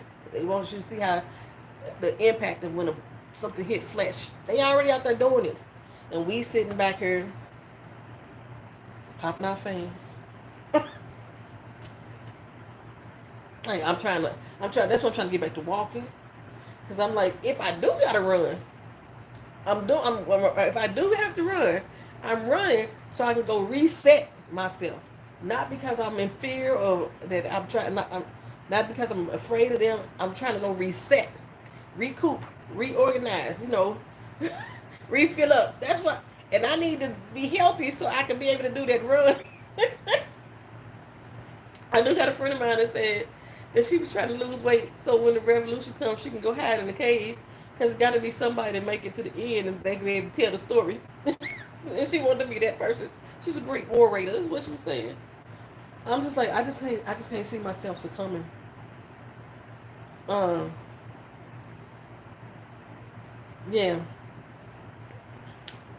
And then the way Florida has like gun shows every week, y'all. Every fucking week there's a gun show right here in Orlando. Somebody buying up all these guns, and from what I can see, it ain't us. If you don't want to take the pow pew pews, this video probably gonna get blocked on YouTube because I'm talking about this. Texas does, yeah, Texas does too. If you don't want to get the pew pews, get you a stick and go. Grab. That's what I'm saying. Take a basic self-defense class. Go take a Tai Chi class. But like I say, take a boxing class so you can just know how it feels to take a fucking punch. I know a lot of people out here be like, yeah, I whoop their ass, I do this and another. And they part of whooping their ass is like pulling her. But if somebody hit them with a haymaker, how you gonna fucking feel? Learn how to take a punch. That's what boxing is really about for me. That's why I couldn't do it. Because I didn't want nobody hit me in my face. But yeah. Just do something to prepare yourself. But if at all possible, try not to live in fear. Fear will get you caught up sometimes. Fear will get you caught up. But yeah. How do we get to here? Because I said I wasn't going to talk about politics. Y'all got me running my dog on mouth off on some craziness, but it ain't really craziness. I meant everything I said. But still. But no, I'm not walking into situations looking for a fight. But I got my eye on people. Like I said, I know in this neighborhood who I got my eye on. And currently in this neighborhood, just in my surroundings, person to the right of me, two people to the left of me, and directly across. They the ones I would have to get first if something went down. They would have to get first. I already know that if I needed some help, the people across the street from me, as black as they are, they would keep their door closed.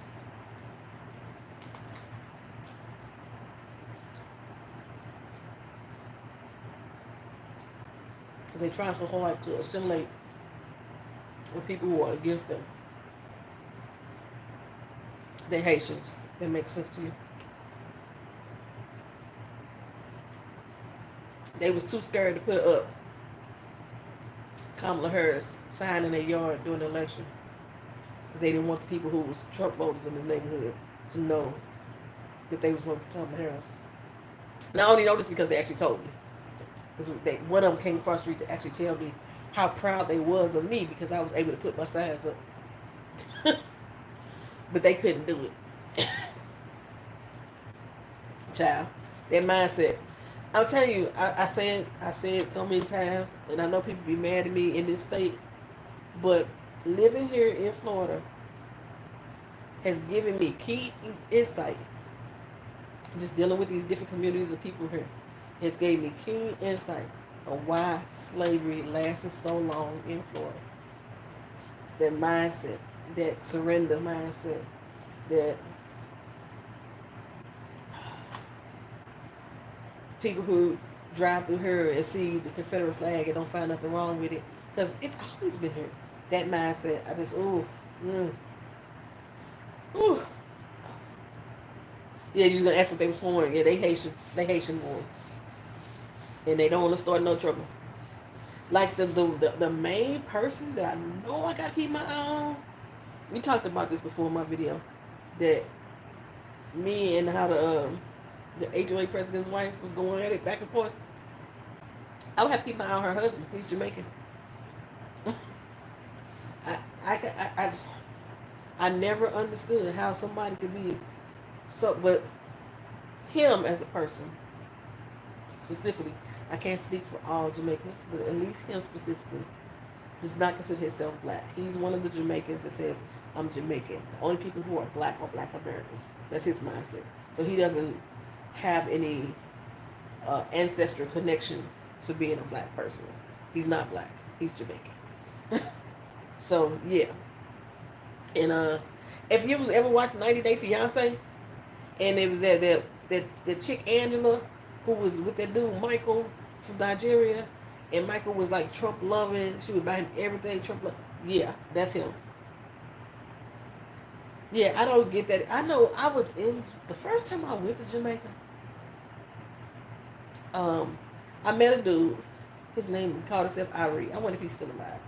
Called himself Irie. He was like giving me, information about the city, around the city, and there's like a whole, I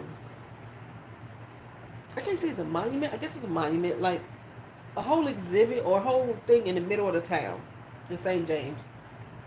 It's like old slave jails, and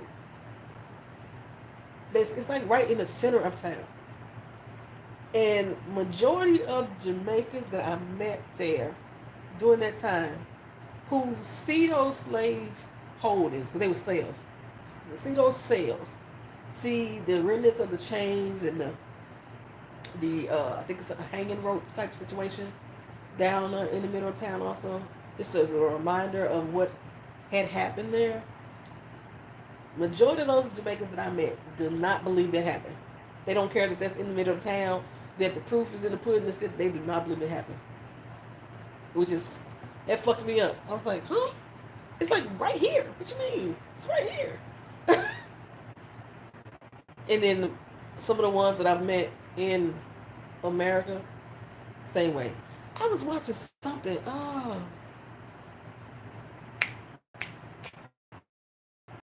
Watching Tabitha. She put up a video today. Tabitha Speaks Politics, if you don't know what I'm talking about. She put up a video today with a Nigerian podcast, and I never knew this before. But in the podcast, the ladies were saying how when they leave Nigeria and come to America, that they are given the talk. You know how we as black people, we give our children the talk about how to interact with the police.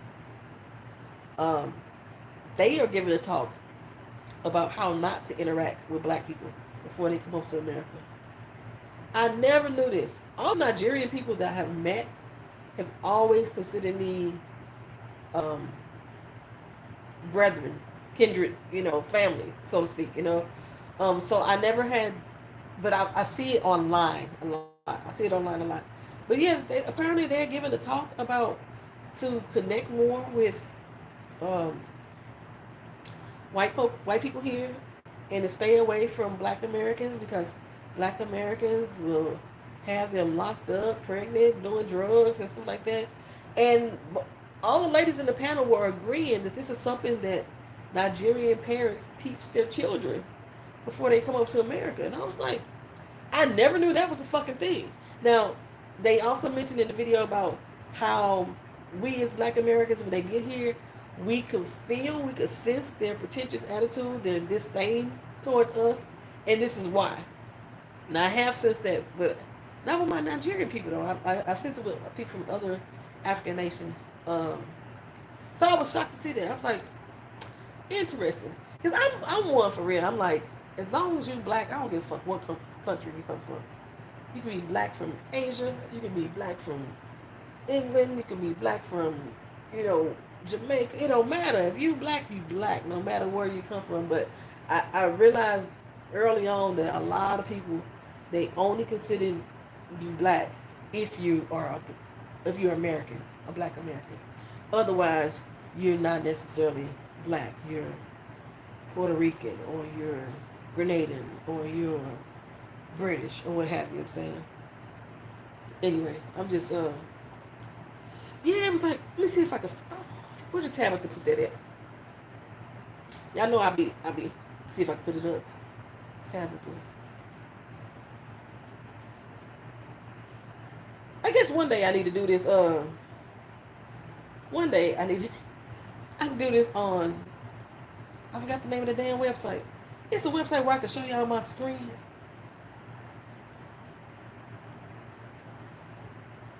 Okay, here we go. The video not that long, so I'm finna show y'all the video.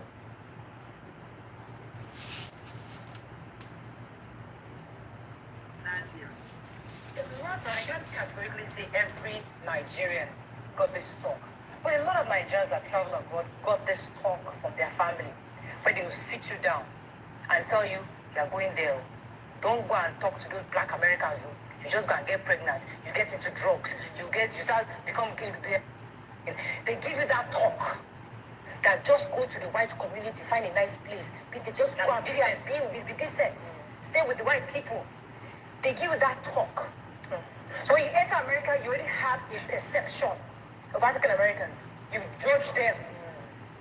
And of course, they can see that judgment in your behavior towards them. And they see how you're almost like, yes, master, to the woes. They see, they're not blind. So when they have that feeling of, when they become defensive, when you're in their presence, it's because they see that perception you have of them. So I know I got that talk. And a lot of Nigerians got that talk. So we are over there, we are doing well, we are doctors, we are building houses, we are feeling like, yes, so we become the land of the living, we are the land of the plenty, and we are doing well. Forgetting that some people sacrificed for you to go there in the first place. So is that acknowledgement that the African American community are expecting of us, especially those of us living abroad in America? Can I say so? The one thing that I will say, that since Donald Trump has been sworn into office this second time around. Yeah, when I heard that video, I was like, damn, they really actually having full conversations about how not to fuck with us. And like I say, depending on the community that it's from, I've had some similar experiences. I just never had that experience with my Nigerian people. So I'm like, wow. But yeah, I have always just been, I don't know, I guess, very accepting of anybody that was black, no matter where they came from. I told y'all, I think the last video that we talked about, when we talked about biracial people, I'm one of those people that say biracial people are black. I'm not discounting that they are whatever other nationality or whatever race of people they are, but they are still, indeed, to me, black. Yes, they're biracial. They may be black and white. They are black and white, but they're still black. They may be black and Chinese, but they're still black. They're Chinese as well. But so I have been one of those people that I don't discount them and not make them black. I'm just, I don't know. It's just been me. Even with the animosity and divide and separation of the diaspora, I just never been that. That's just been me. You say your boyfriend is Nigerian? I'd be surprised. What made him go with you then? If he has, and then why would you be with him? Because like if you come across somebody that has that type of mentality, what would make you, or is it him and it's just the people around him? Now that's the same way I feel about me dating a white person. A lot of times I cannot put it in my head to do so because of the people maybe in his life or in his family or friends or whatever. I ain't finna deal with that bullshit. But so to be with an African who has that same mindset about me or about black people, I wouldn't fuck with them either. He said that he said our men treat us bad. In what way does he think that men treat us bad? Because I could tell you of just my experience with I only dated a few African men. I think they treat us bad.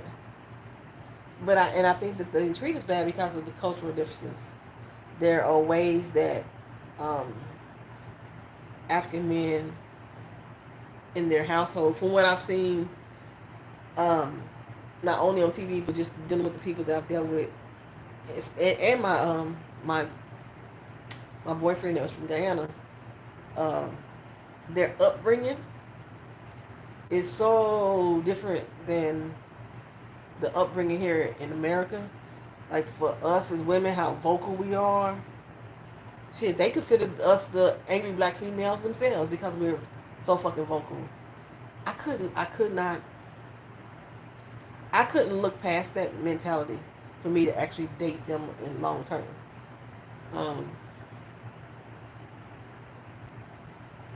I'm fading this. Been great to see you and talk a little bit. Have a great night. All right, Sunday Lux, have a good night. You said they don't appreciate the healthier girls. From what I gathered, and you can ask your dude that, you can talk about it again in another video. From what I gather, they look at women who are healthier bodied women as a financial come up.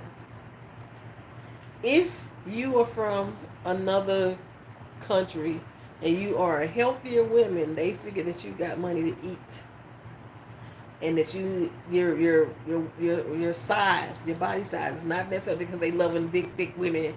It's equate to money. Most slender women, they don't consider to be financially sound.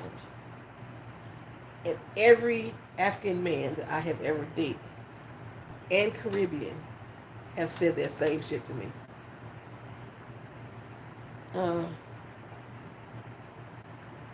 Say he picked the wrong one for that. He does get annoyed when I pop off. Yeah, they have said that same shit to me. That it's not only the weight has to do with it's equivalent to their status financially. Check with him and see if he had that same thought process as well. To be white is to have finance. To be healthier is in body size, fuller in body size is to have a better financial standing. And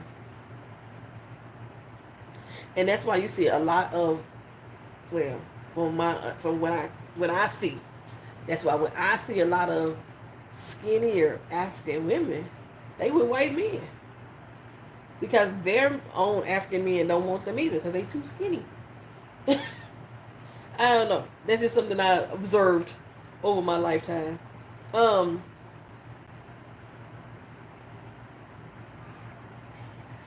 so it's been a few years, and I'm pretty sure he knows I'm comfortable with wealthy. No, that's now. I bet, but I wonder. What I'm saying is, I wonder if that's the same mindset that he was taught, or the same philosophy that he was taught. Whether he decided to be with you or not, at this particular point. But if that's the same, because that's from the people that I've met, that's the mindset that they had. But yeah, I never had that encounter with Nigerian people. Um, from other walks of Africa, yeah, but not the Nigerian people for some reason. Um,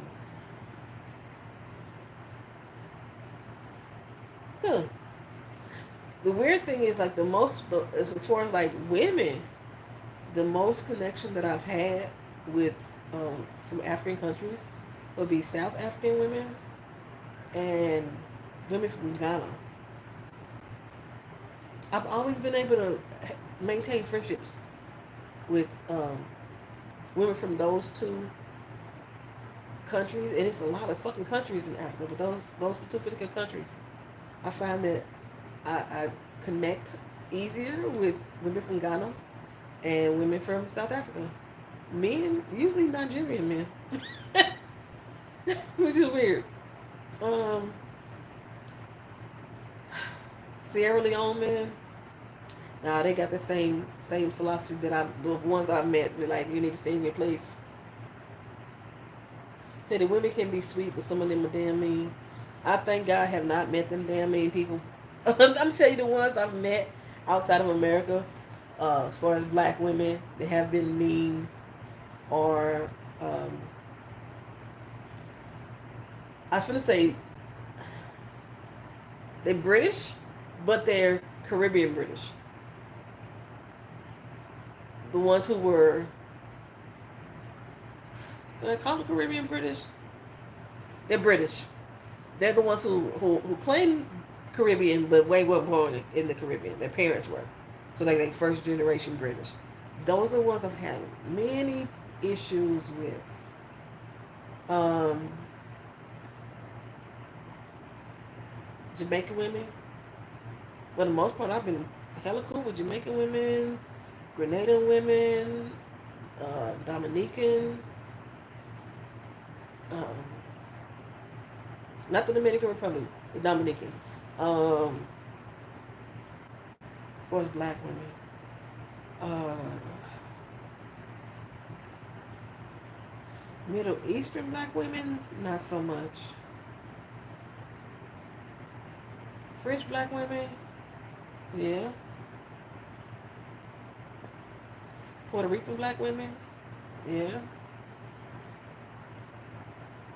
I've had real good connections. This is my personal experience. Anyway, but yeah, I think I met some mean ones from Antigua.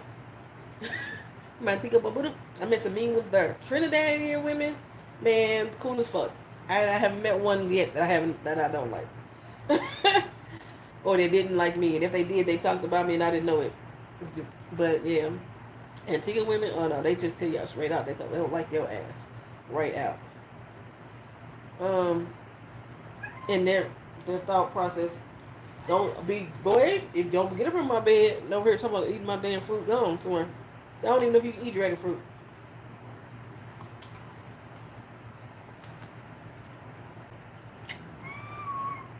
Come on. Come on.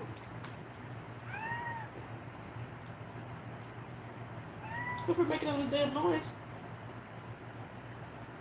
Look at the people. Look at the people. On the camera. Come on. Okay, well, people right here. So, we've been on here 2 hours. We ain't talking about nothing for real.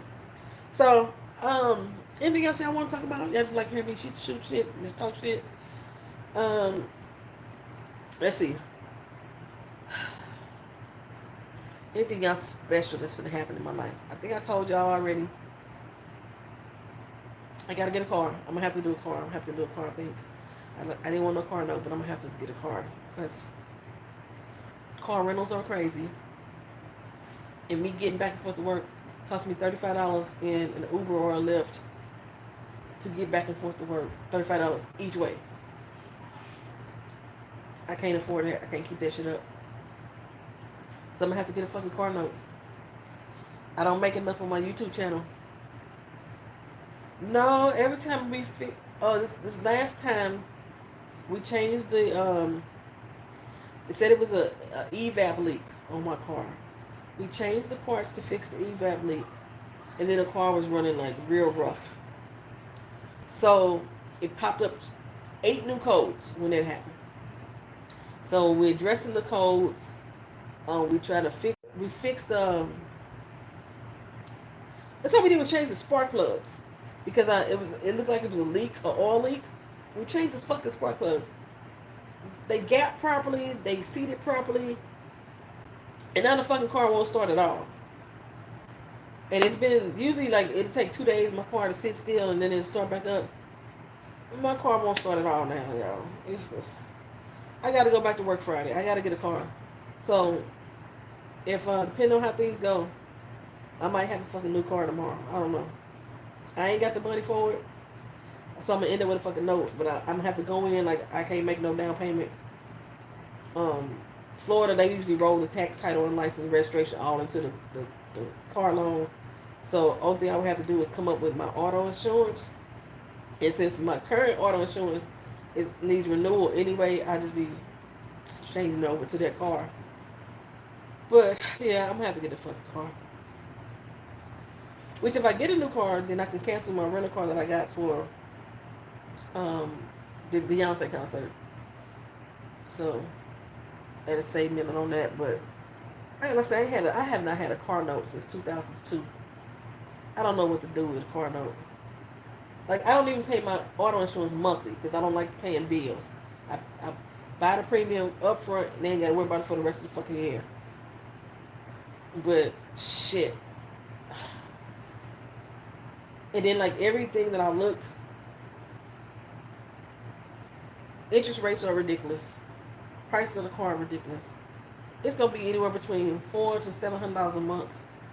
That's higher than my fucking mortgage.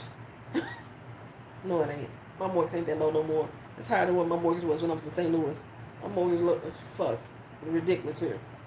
So what you want, ma'am? You already got food in your bowl. You got food in your bowl in there. You got food in the bowl in your mama room. Your litter box is clean. What is it that you need? Are you trying to get out of my room? Is the dog right there? Hold on. Give me a second. The dog is not down there. Sometimes the dog will... Oh, look at the back of my head. Sometimes the dog will block her from getting out of the room. So, no, I couldn't fix my car, and I don't have the... I done ran out of patience. So I need to get something mobile where I can get back and forth without issue. My biggest problem with doing that is because they keep messing up my paycheck. I don't know how my money coming in. And like I said, I'm not one of them YouTubers that get like fat paychecks off of YouTube. I make $33 a month off of YouTube, y'all. And that's from y'all memberships. That's how much I make off of YouTube. So I can't like survive. I can't supplement paying a note, and I'm trying to figure out like what I need to cut out. Y'all, if y'all haven't noticed, I haven't been to the movies because I'm trying to figure out what else I can cut out of my life right now that I can afford a fucking car note. I thought about pulling money out of my retirement plan and just buying a car right out, but if I do that, they're gonna charge me 10% penalty, withdrawal penalty, and then they'll charge me another 10% penalty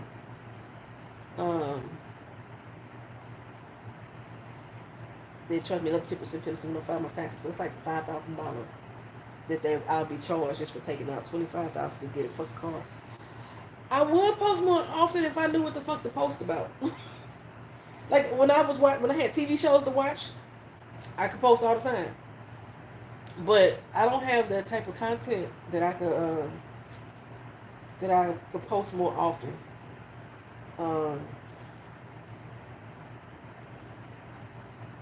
Hello, Pac. How are you?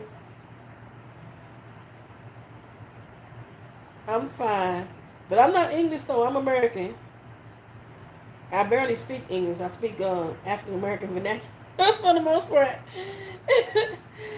But I'm fine. Where you from, Pac? Where are you from, beautiful? Pac, are you a bot? I heard that if we ask if y'all bots, y'all supposed to tell us the truth. Um, are you from Pakistan?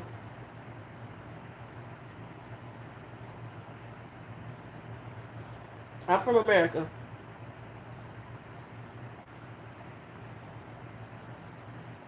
Okay, so anything else y'all want to address tonight? But yeah, if I could shoot, if I could think of some content to post every day, I would post more. I would post more. I went through like a cycle one year where I was just randomly posting every day different stuff, and probably about by that 14th day I was tired. I didn't have nothing else to talk about to y'all. um, but yeah, nice talking style. Appreciate you, sir. But yeah, if I could think of some other content for me to post, I'll probably try to do that. I don't do pranks. I hate prank videos. I don't do it. Even though I will play a good joke on my daughter, I'm not into prank videos. Um, I haven't really been out of the house much because of my injury. I have a lot of wisdom about a variety of things. Well, thank you. I'll try to think of some. You know what? I'll try to think of some stuff to talk about. I'll try to think of some stuff to talk about. I don't know.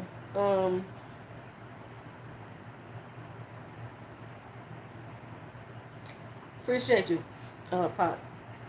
Um, but yeah, I try to figure out some stuff to talk about. I probably need to sit down with a calendar or something to make a plan. Um,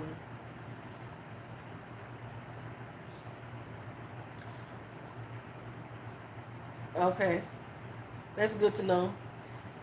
And why you don't like ugly women? So anyway, um, but yeah, um, so like Pac person just threw me off. Told me he liked beautiful women. I know you admit that as a compliment, but did I see the Cam Newton and K Michelle interview? She spoke about black men making babies everywhere. No, I didn't. I only watched the clip of her talking about Tamar. She hates that woman. And that's the only thing I saw the clip on. But no, I didn't talk about her and black men making babies everywhere. I'm gonna have to watch that. The things going on in the news. The thing about the thing going on in the news, bro, it pisses me off. And I'll be sitting up here making angry videos. I don't know, some of y'all like my angry videos. I'll be up here cussing every fucking day. You missed the whole segment we just did because I think you had never came back. The whole segment I was just talking about fucking the purpose of learning how to skeet shoot. And talking about that damn political parade and the ice and all that. We talked about that for a minute. But yeah, I could probably try to do some more. What's my age? Okay, hold on for a second. I'm gonna sit up real quick. Because I could tell you ain't been here before, right? So let me address Mr. Pop. I appreciate you coming into the stream. I appreciate the compliments. I like to take them. But what I don't appreciate is you trying to sideline my fucking chat when we having a conversation about some other topics. I don't give a fuck about him wanting to be my 90-day fiance or whatever the fuck it is he doing. I don't fucking play around. So don't come in here with no bullshit. Plain and simple. I don't know if this is a cultural misunderstanding that we got going on here, but this ain't the motherfucking place for that. If you got some serious topics that you want to talk about, you can have some serious topics. If you just want to get the fucking know who I am, we can get the fucking know who I am. But what we not finna do is fucking come on here and play. Because I don't have that time or the patience for that shit. I hope you understand. And if you don't understand, I don't give a fuck. Okay. So my age, grown in the motherfucker. That's my age. I'm 52.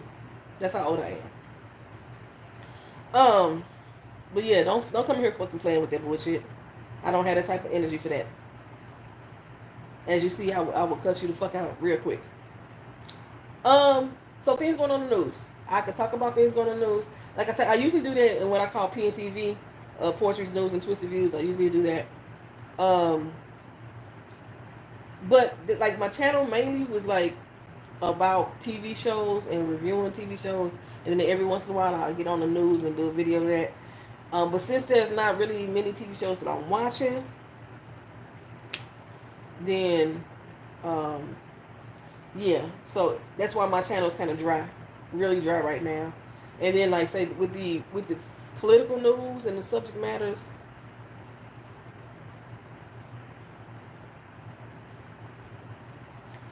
with the subject matter of the political news, because it gets me so frustrated, it's hard for me to continually do that on a daily basis. I'll be just on here just bitching, and then sometimes I'll be on here bitching and not actually get away from the facts, and it start becoming all opinion based. And I usually like to speak on the subject matters that's going on in the news with some type of factual knowledge as well. So I need to come back. I need to watch. I'm gonna watch the Cam Newton and the Cayman Share interview, and we can come talk about that on another day. But I do need to really come back and just like, I just do like one video. Yeah, it's like I said, it's so much shit happening daily. That's going on daily. I was even talking about like I was just talking about my cousin that came back in. I just realized that I was talking about earlier with my cousin about what's going on in St. Louis, about how since the storm they are starting to condemn a lot of properties and take people's property from them with no place for them to go. I want to do a little bit more research on what the fuck is really going on and address that as well. Like I was collecting money for the tornado victims and sending it over to Friendly Temple for them to help with getting people housing. But I mean, it's so much shit going on right now. Yeah, I'm trying to do movie reviews now. I'm trying to like really get to, but I haven't been to the theater, which is that's killing me. Y'all know I love going to the fucking theater, but by me having, like I say, last pay period I didn't get paid, and last pay period I didn't get paid, but prior to then I had got 2 paychecks since January. So your sister been up in here struggling in this motherfucker, baby. Your sister been struggling. I had not had a regular paycheck since fucking January. I injured myself December 30th. And even though I got approved for the workers' compensation, my pay wasn't coming in accurately. So, yeah, I ain't been able to go to the movies like I wanted to lately, but I have been trying to review movies on the channel. So, I don't know. If you got a movie that you want me to watch, throw that out there too. Like I said, I was thinking about the TV shows that I'm starting to watch on, when I get done with Paradise, I'm going to do one whole video for Paradise. It wasn't, like I say, it started off so fucking slow for me that I almost gave up. But it was other people that was coming to watch the stream. They was like, no, we want to ride it out. And I said, once I got to episode 5, I was like, okay, it's interesting now. And then with Forever, I thought I was going to like Forever. It started off good. I am fucking fed up with Forever right now. I understand these are teenagers. And I read the Judy Blume book, and I remember loving the Judy Blume book. But I'm so sick of them breaking up to make up every fucking episode. And, and then I be listening to y'all telling me how good these damn shows is, and I be sitting here saying, this is some bullshit. So I don't know. But yeah, throw out a movie or something that you want me to review, and I'll watch it. And if I can't, if it's not streaming, it don't mean I don't have it, because I own 1,000 movies, so I might own it.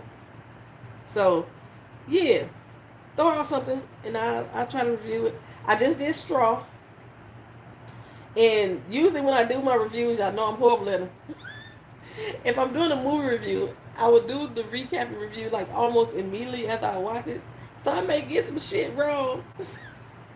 There was a couple things I got wrong in Straw, but I think I put them in the comment section, the things I got wrong. So I just did Straw. And then after I did Straw, I actually gave you guys the opportunity also to watch it again with me, because I had to watch it a second time. So like I watched it over on my Discord channel. Then Sinners, I think was the last movie I did before then. What other movie? I haven't did. So I'm trying to pick up movies again. What am I doing? What am I doing, YouTube? Let's see. I used to have a playlist with just the movies. I don't know what my damn playlist is. Oh shit, I just realized just right now in this very moment, I never put up the season finale for Power. How did I forget that? I never put the season. Sinners, I already did the Sinners review. Let's see. I did Sinners already. Let's see. Go back to videos. I did Sinners when I watched it the first time. I have seen Sinners 5 times now, and I realized there was some stuff I didn't get all the way right in Sinners either. Yeah, I did Sinners a month ago. Hold on. I'm gonna share it. Copy that. Where's okay? This is my Sinners recap. Yeah. I say I would love to do reaction videos, but YouTube's they hit me up. You used to cook every once in a while. I was gonna do a cooking stream. I was gonna do a cooking stream. What was I gonna do? I forgot why I didn't do the cooking stream.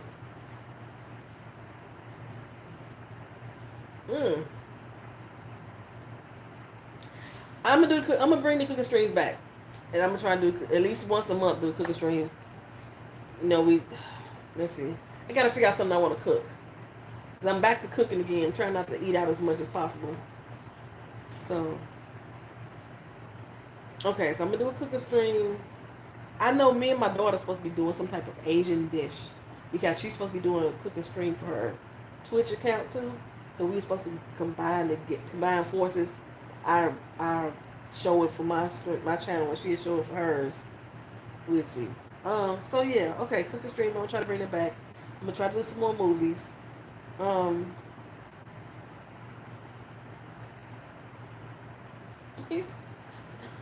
still tripped off that comment. He said, "Why you say fuck? It's a danger word."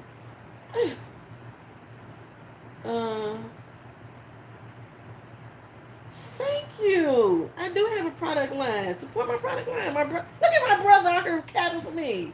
That's what I'm saying. Thank you. I appreciate it.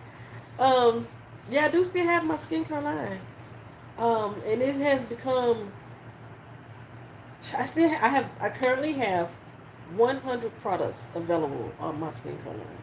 So there is something out there for everybody. Skincare, hair care, nail care. I just cut my nails off. I forgot I'm not looking at the camera. I'm looking at my laptop. I'm not looking at y'all. I just cut my nails off. But nails, hair care line, skincare line. I'm finna bring back some more makeup looks, some more lipstick looks too. So yeah, I want to support. A lot of y'all supported the the fundraiser that we've been doing for the St. Louis tornado victims. Y'all supported me through my business, so I appreciate that greatly as well. But yeah, I'm trying to think of what other videos to give y'all. So movie reviews, y'all throw me out some movies, and I will watch them and I'll review them. I don't care if they old, if I've seen them before. Um, the only thing I like to say I really have issue with is I don't really get into like the World War II, Korean War, Vietnam War movies much. I'll watch them, but I don't really get into them much. It's not something I go look for. Um, what else? But any other movie, I like sci-fi. I like comedies. I love dramas, thrillers. I don't like. I wouldn't consider Sinners a horror movie, but stuff like the Blair Witch Product and The Conjuring, I don't like those, and I won't watch them. I don't care how many times you ask, I won't watch it. So, other than that, oh,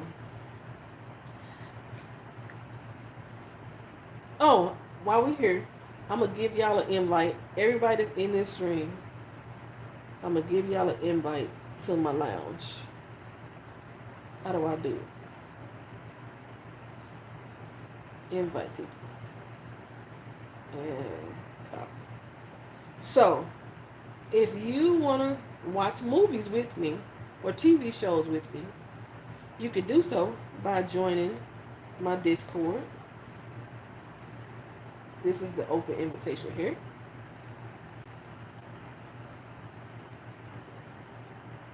It's called The Lifers TV Live. Again, it is free. You don't have to have your own platform. You watch everything through my platform. I start on time. I do not rewind. I do not pause. If you come in fucking late, you gonna miss some shit. Discord does not save videos. So whatever movie we watching, once the stream ends, it's fucking over. But there's no charge for you to get a Discord account. It's free. They say you can either download it from the app or you can just go straight to their website, sign in, create your account. If you are a member of this channel already, it's going to automatically add you to the VIP lounge where you get exclusive videos that may not be open for everybody. Like I said, we're going to do Sinners, watch it again, but only the members of this channel can watch it on my Discord for now. Then I may open it up to everybody at a later date. But I can, let me see me put it up. I got right now, I got 5 events scheduled. Paradise is Thursday. We watch Forever on Thursday. I'm supposed to be watching the Juneteenth movie. Somebody asked me to watch that. The Spanish Princess and Sinners. Those are the 5 events I got scheduled right now. So, that's your invite to come.